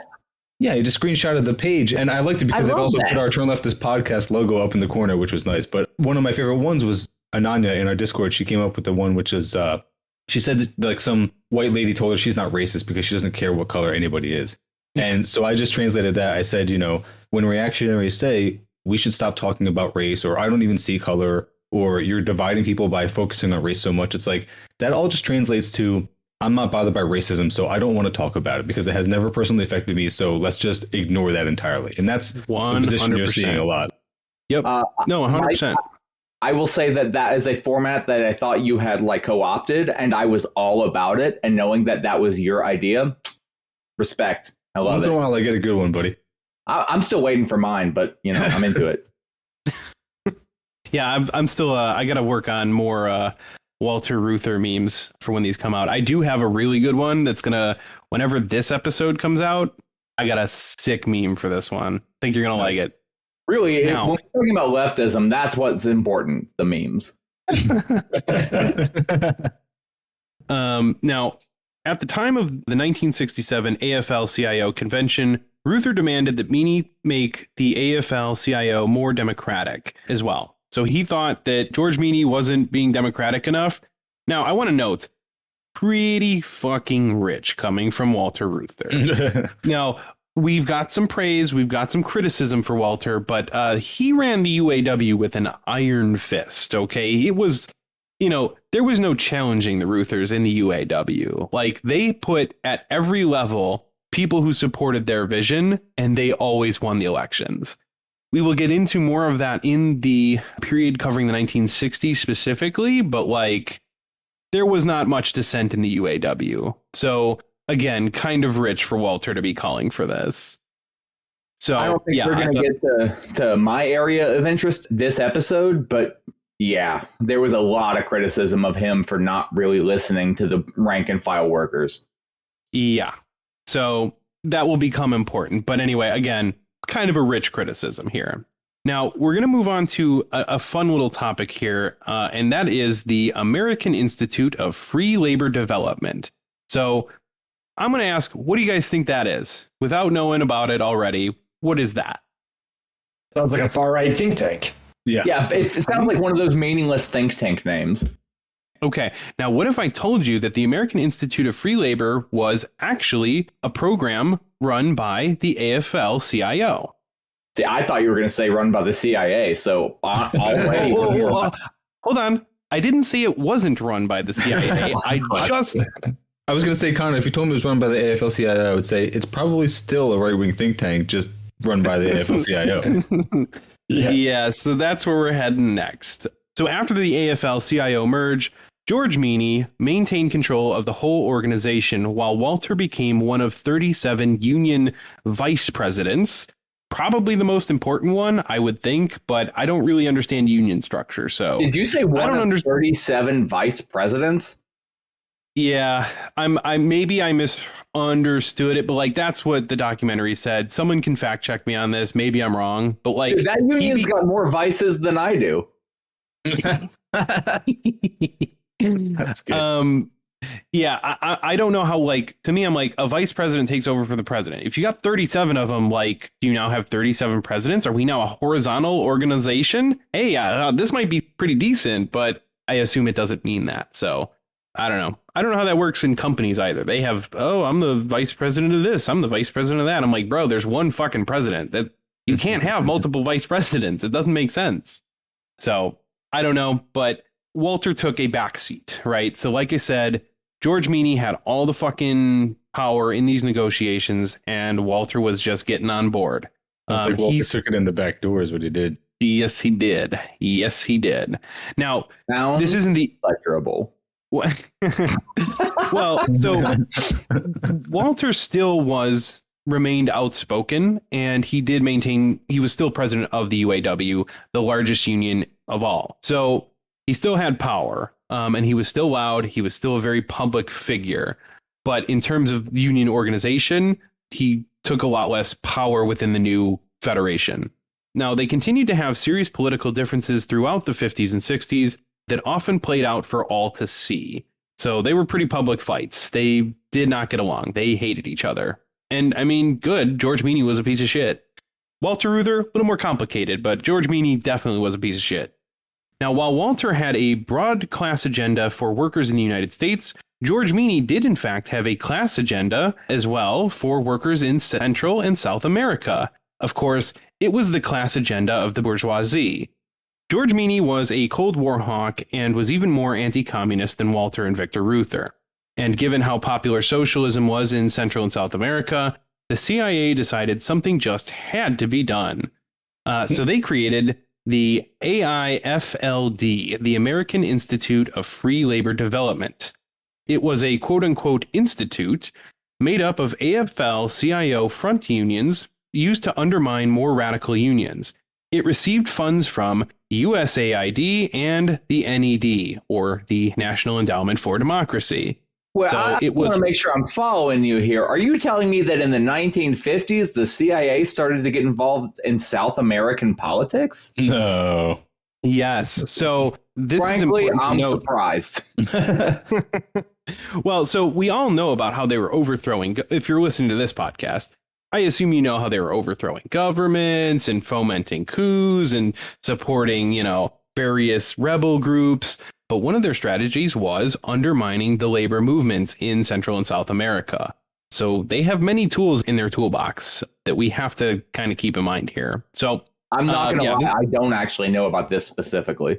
I mean, so this actually came from the interview that Michael Parenti did, that again on YouTube, we link it in the show notes on our feed, whatever. But the Michael Parenti interview, he does mention it, and he did write about it in his article in Covert Action Quarterly. I think it was number 54. You can look this up. It mentions the name in that video, the name of the article, so you can pull that up. But he does mention this very important thing that I think kind of is lost in history for most people.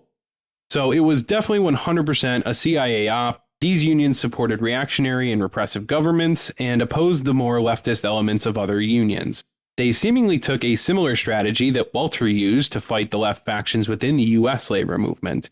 I think he could see what was going on in this case a bit more clearly, but really didn't have a good way to stop it from his position within the AFL-CIO, and may have instead tried to gain more political power in, kind of the political sphere. So like at this point, if you're Walter, you have to be looking at this going like, oh, the CIA is doing the thing that I did here. That cannot make him feel good. So Victor, his brother, was a bit more aggressively against the CIA's actions using A-Field. Of course, this was obviously not the only tool in the CIA's toolbox, as they were fomenting coups and other tricks to overthrow governments in the region, all this time. But anyone listening to this podcast, most likely does know about all those CIA misdeeds. They fucking better. Yeah, they had better. But the use of these reactionary unions is probably a lot less known. And I think that's why it's important to mention. So this is an important time to keep in mind that they've done this in Latin America to great effect, and they can absolutely bring this strategy back home. In labor struggles going forward, we have to really consider how an increasingly radical labor movement in the US could be undermined with a similar strategy. How might we defend against this? Perhaps it's by not pretending that we're not radical. Perhaps by just being unapologetically left, we could fend off such attacks. That's just a thought. I don't know if that's the answer, but like I said before, the more success we have in our future labor movements, the more aggressive the bourgeoisie is going to be in combating these things. Mm-hmm. And so the more likely we're going to see these kinds of tactics come home. So yay, just wait for the reactionary unions. We've already discussed the fact that Reuther purged leftists or communists rather, and still got condemned as a communist. You don't do yourself any favors when you side with the bourgeoisie. Yeah. So just fucking don't. Yeah, and also Connor, when you were saying that he probably didn't feel too good about the CIA doing the same thing that he was doing, I would say don't underestimate liberals' ability to justify their anti-leftist actions and who they will align with when they feel like they're being threatened or their material interests are threatened. Yeah. Now, chances are, if Walter didn't see it, he probably saw it when his plane crashed. But, just saying. Sorry, Brian, you wanted to say something? This might be a little bit of a tangent, but I kind of want to throw some shade on Matt Christman for something he was saying recently on the Hinge Points podcast. That premise of that podcast is basically just like, what if different historical things had turned out differently? Like, what would the world look like? And they did an episode on what would the world look like if Lenin had never been active in the Russian Revolution. Much, much worse. So much worse. And they were saying something about how, like, the Communist International would have a better standing because there wouldn't be all this, like, red baiting wrapped up in, like, Russian nationalism. The communism wouldn't be, like, an external threat in, like, the US or Germany or whatever. Oh, that's crazy.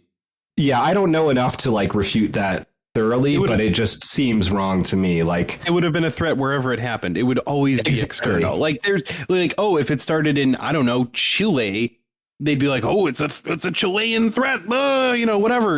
With any country. No, that's crazy. I mean, it's got to start somewhere, Yeah, I can't imagine the situation where capital sees a significant, serious threat to its power and it cares where it comes from. Yeah, it's only a problem when it comes from Russia. Come on.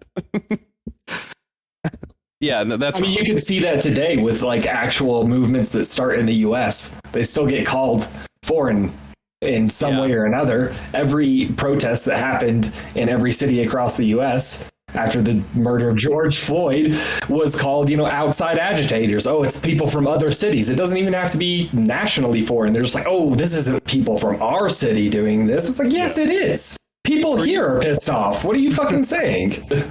One of the reasons I have found Leninism so attractive, and this could be extended to Maoism as well, is because when you look at leftist movements across the globe, there have been two that have been very effective.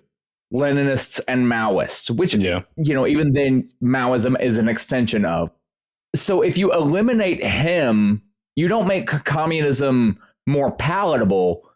You potentially just squash one of its like theoretical leaders. Yeah, I would agree with that. Like, what do you do? Wait an additional 20 years for someone else to like articulate the same ideas Lenin did? Yeah. I mean, best case scenario, I guess, from their perspective, it becomes less threatening, if anything. Yeah. Which is what they're absolutely after, is to make communism less threatening to capital. So that's all it accomplishes. That's wild, too, because like that's what we're after. Communism has never been presented as like anything other than the biggest threat to our existence known to man. Yeah. And then they forget about climate change. Oh, don't worry about that one. Communism is the big threat. Yeah.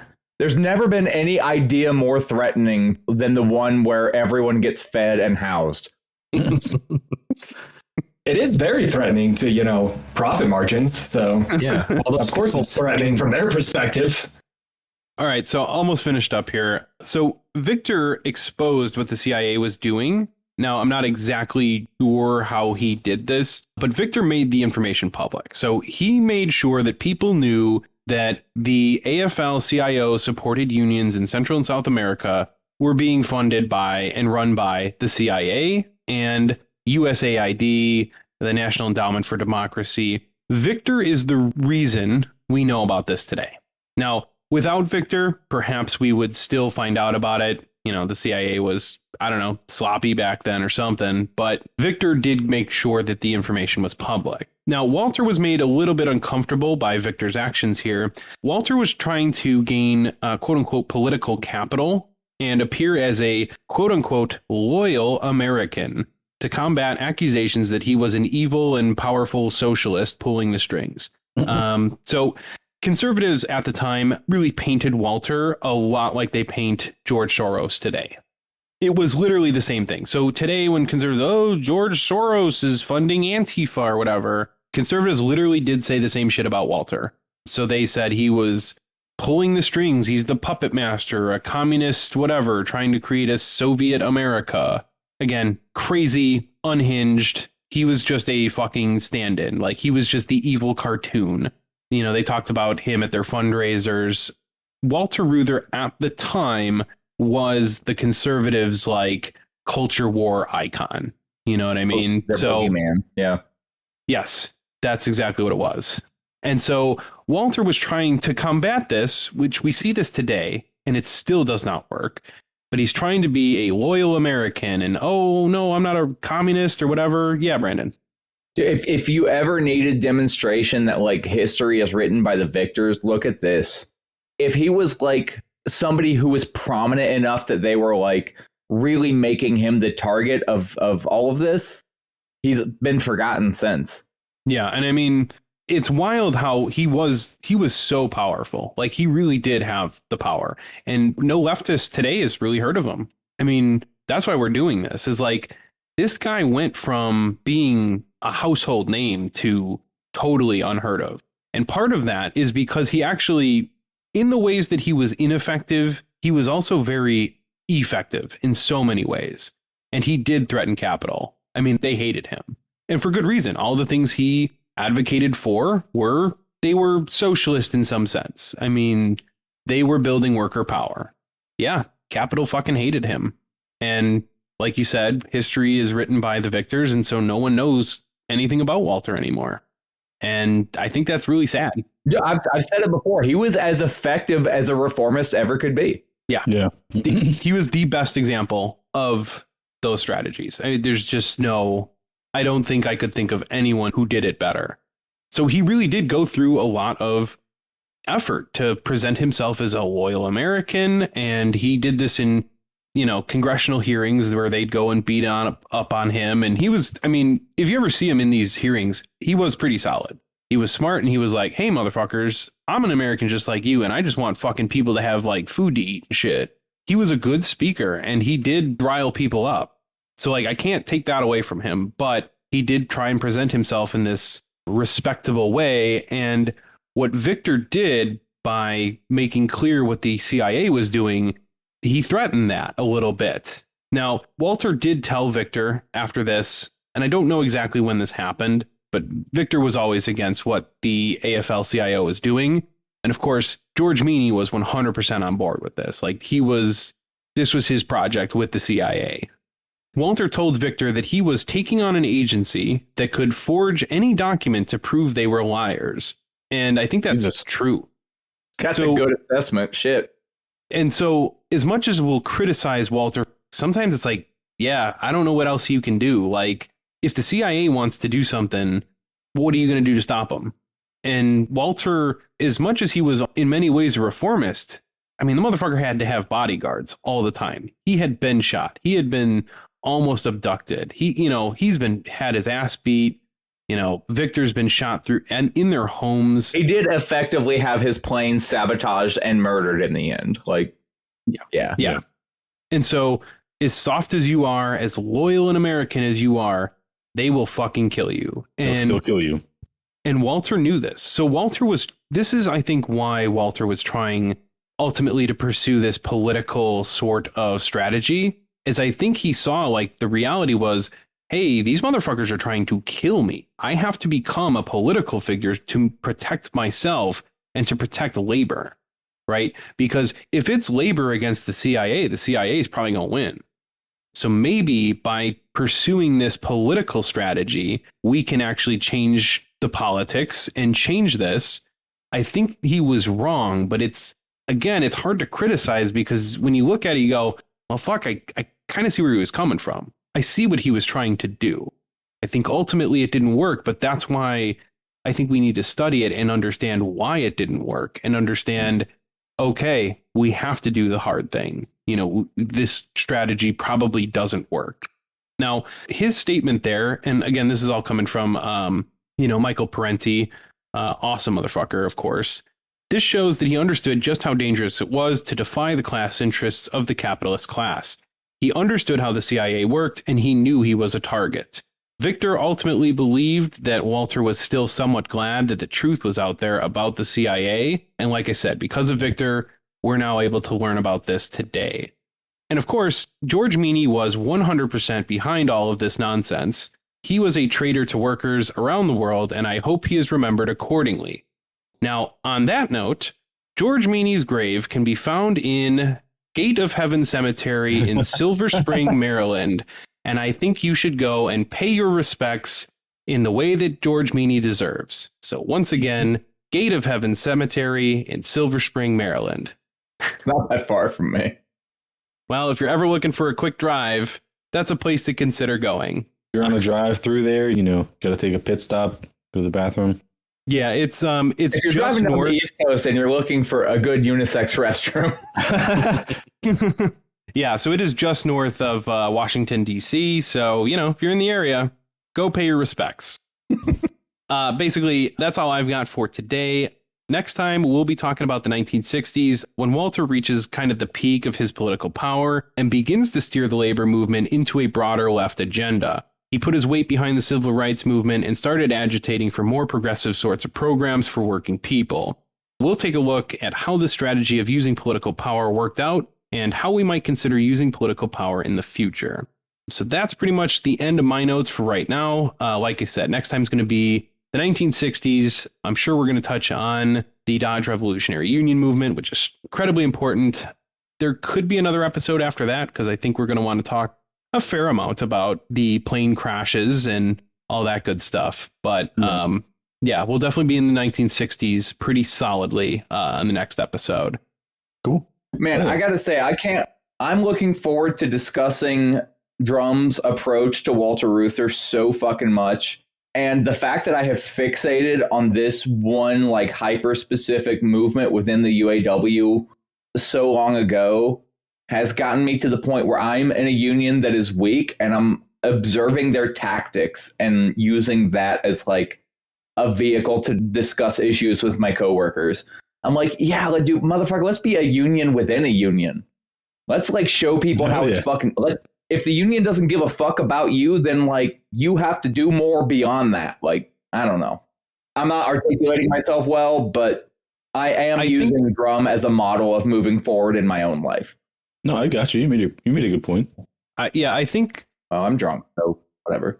Part of like this study of Walter Reuther and the labor movement of the time, in looking at it in this kind of detail, is to like see what worked, what didn't, and what are we going to do in the future? Because I really don't. Knowing history doesn't mean anything if you don't apply it. And I think it's figuring out, okay, what are we going to do going forward? How are we going to get ourselves better organized in any way, that may present itself, whether it's in unions, online, whatever it is.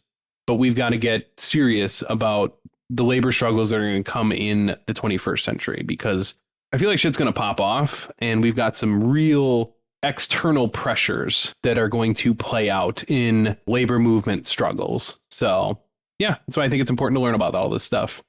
Yeah, I mean, as we discussed, it's easy to condemn Reuther as a reformist, especially from my position. But it's kind of like if you come to a fork in the road, you don't know which one is wrong until you've taken it.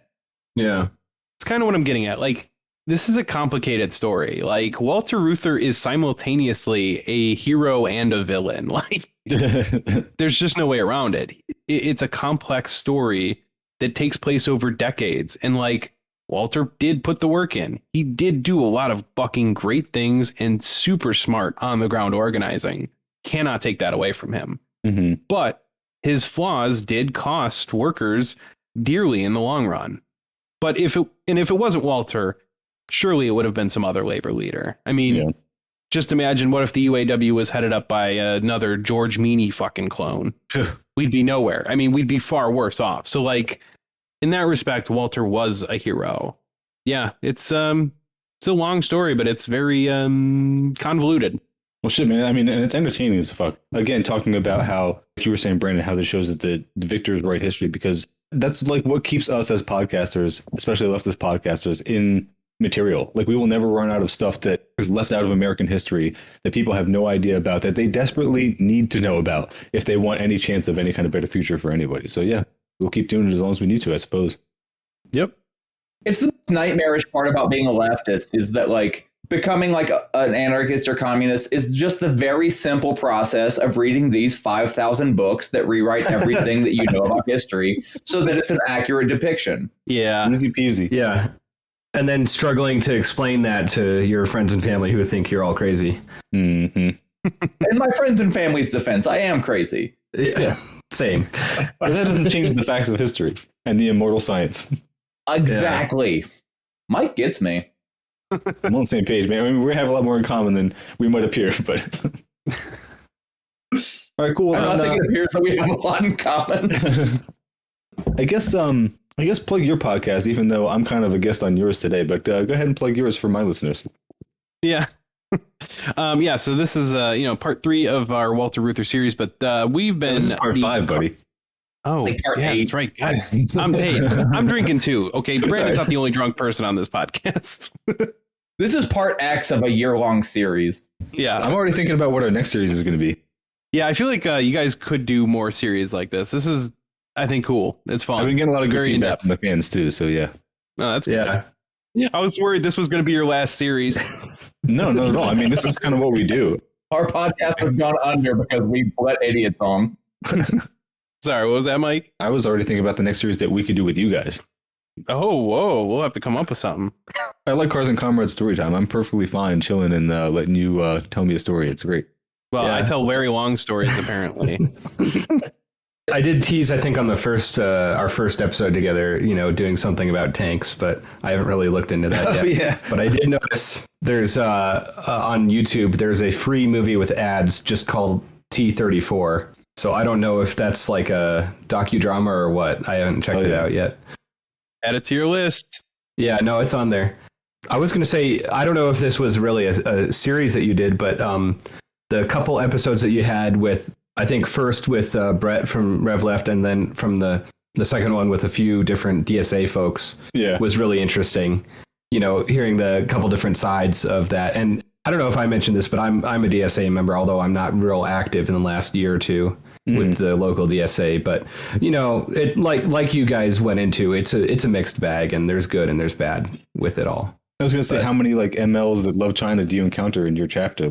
I guess how close was that picture that they painted in the DSA episode? Because they were making it seem like the DSA is actually a lot more based than we had previously thought. So. Yeah, no, I mean, if you dig a little bit and you go into the committees and you meet some folks, and they'll be a little bit more open to revealing their their power levels, I guess. I've heard I think wildly varying things from different chapters, and I think that it boils down to that. Like, if you're in a very conservative area, then being a social democrat in the DSA is pretty fucking radical. Whereas if you're in New York City, like, being an ML in the DSA is probably fairly par for the course. Maybe I'm wrong, but I've heard accounts of a few Leninists in the New York DSA. Yeah, and I think I told you guys about, for Halloween, I went to a party that was hosted by CPOSA, and there's a lot of DSA folks there. I'm like, hey, I know you. So, but yeah, if there's anything that DSA and the CPUSA can agree on, it's reformism. I throw shade at everyone because it's fun, but generally, I think if you're organizing for the betterment of working people, you're on my side. Yeah. I might not agree with your tactics, but at least your head's in somewhat of the right place, maybe. Oh, yeah, fuck. On that note, we're Cars and Comrades. We do socialist stuff from a car perspective, or car stuff from a socialist perspective. Yeah, we got an Instagram. I share a lot of car memes, and then I do make some that are like, that mix of socialist and car memes, which is a very weird mix sometimes, but Dude, our follow us Instagram's there. fucking awesome. Yeah, definitely. I think so. I mostly run it, so it better be awesome. So we're on there. We're on Twitter, Hexbear, Facebook. We still have a Facebook, although I haven't posted on that in months, so I maybe think don't we follow have that. 13 people following it now. So thank you for those 13 people. Dedicated. Yeah, we're on social media. Come check us out there, and I don't know, check out our other episodes that are not usually 6 and 7 episode series. Usually a lot shorter. And then for our listeners, obviously this is the Turn Leftist podcast, which if you're not already listening to them, I mean, you should. You're missing out, because the Turn Leftist guys really do a good job with historical topics, and I've learned quite a bit from your podcast. So, Mike, if you want to talk a little bit more about that. Than us. Yeah, for sure. Thank you, comrades. No, I appreciate that. I mean, that's really good to hear. That's kind of what we fell into. Like, we didn't even start out intending to do that, but we ended up just finding out that we were very interested in talking about leftist history, talking about figures in leftist history. Once in a while, we'll delve into current events, but most of the time it's in the past or just something kind of generally related to Marxism in general. So then, yeah, I think that's about it for my podcast. I mean, I guess I could do our individual plugs. We'll plug the Twitter. Sterling, he runs that. That's Twitter/Turn Leftist Pod. Ward's Instagram page is Millennial Leftist, and he's on Twitter at Ward Lawley. Jaron's got a website that's jaronperlman.com, JaronPerlman.com. You get his books. And I have my Patreon list in front of me, but I can do that on the next episode anyway, because we tend to have very long episodes when I record with you guys, so we'll do that next time. Yeah, that's my bad. Sorry. No, it's no problem. I actually thought we were going to go for another 25 minutes beyond this, so I'm actually... Whoa, we finished early? Yeah. All right. Relatively speaking. I think that's all I got, so thank you guys again for doing this. Can't wait to do it again. We'll do at least another 2 parts, and if not more, fine with me. Yeah. Sounds sweet. good. Thank you. Cool. Yeah. Thanks, comrades. I'm just willing to accept that this is a series that never ends. Well, I mean, eventually Walter Reuther's gonna die in a certain year, you know. No, That's don't weak spoil it. spoiler. I'm going to start creating conspiracy theories where Walter Reuther never died. Yeah. He moved to Argentina. Yeah, he's actually just some random guy in the Republican Party now who's going to come back and like prove that Q is real. No, we're all gonna meet at George Meany's grave on a certain day, and then Walter Reuther's gonna reveal that he's always been alive, and then he's gonna run for president. Oh man, He's gonna reveal that he actually just abandoned working people, but like the real catch is gonna be that it was 10 years before he died. When I was working on my car yesterday, I was listening to that QAnon Anonymous podcast about the whole whatever weird cult is in Dallas right now. Yeah. That's so sad. Like, just like they're talking to some woman whose sister like left her family, left her like young kids, like missed their birthdays and stuff, and like maxed out her credit cards because That one was so depressing. yeah, no, Is this the weird gun church thing? No, it's I think it's called like Negative 48. Yeah, And it's this guy that's using like numerology to interpret like these weird conspiracy theories about like JFK coming back to life and stuff. Jesus Christ. Yeah, no, it's pretty terrifying. Yeah, There was so much to be alive right now. Gun church, though. Oh yeah, that's the Moonies that you're talking about, right? The offshoot of the Moonies in like Pennsylvania or something. Listen, if it's an offshoot of the Moonies, I didn't know that. But there is basically a church of the AR-15 right now. Supposedly, like they're moving locations and getting a compound and getting way more. There's always a compound. There's always a compound. Obviously, when it's the church of the AR-15 or whatever the fuck they are, it's already probably a pretty far right organization. But supposedly, like their rhetoric is getting more and more into like the end times sort of conversation. Nice. And it's just another Like most churches. thing. What's that? Like most churches. Yeah, I mean, like it's the logical conclusion for a lot of Christianity now. But when everyone is showing up gun in hand, it becomes a little bit more daunting. Like, are you trying to bring the end times? Are you a suicide cult? Please be a suicide cult. For the love of all things, please be a fucking suicide cult. I want that so much. It's better than a homicide cult, that's for sure. Yeah. No, that's what I think they currently are. I think they're just transitioning to maybe a suicide cult. If it's the one I'm thinking of, it's Rod of Iron Ministries. Yeah, that sounds right. And it's run by one of the sons of Reverend Moon. Oh, I forget his the name. South Korean church guy, right? Like the billionaire dude? Yep. Yeah. Oh my fucking God, I didn't even know that. These people never That go makes so away. much They just sense. keep having It's kids also and their somehow demons so spawn and upsetting. keep doing their work. Oh my Cool God. stuff. Yeah. Well, we'll wrap it up there. Every time that I feel reinvigorated about my beliefs, I learn some shit like that. And I'm like, God damn it, I give up.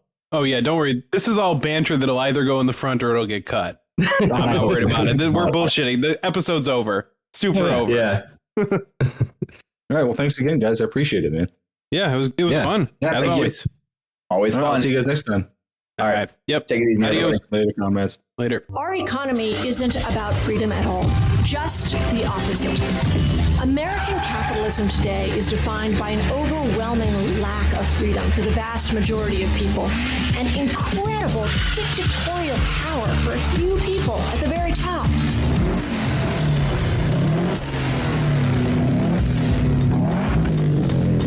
Capitalism works, if it works at all, because it always has socialism to bail it out and to subsidize it.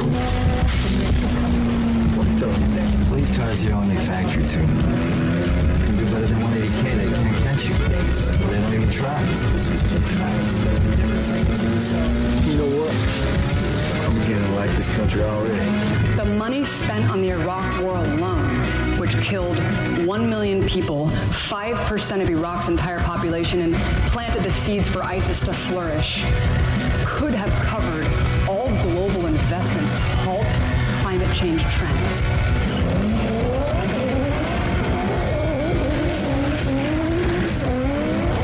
James Madison, one of the founding fathers of the United States, observed in 1787 that in England, at this day, if elections were open to all classes of people, the property of landed proprietors would be insecure. He went on to say that government ought to be so constituted as to protect the minority of the opulent against the majority. Ask any race, any real race. It don't matter if you win by an inch or a mile.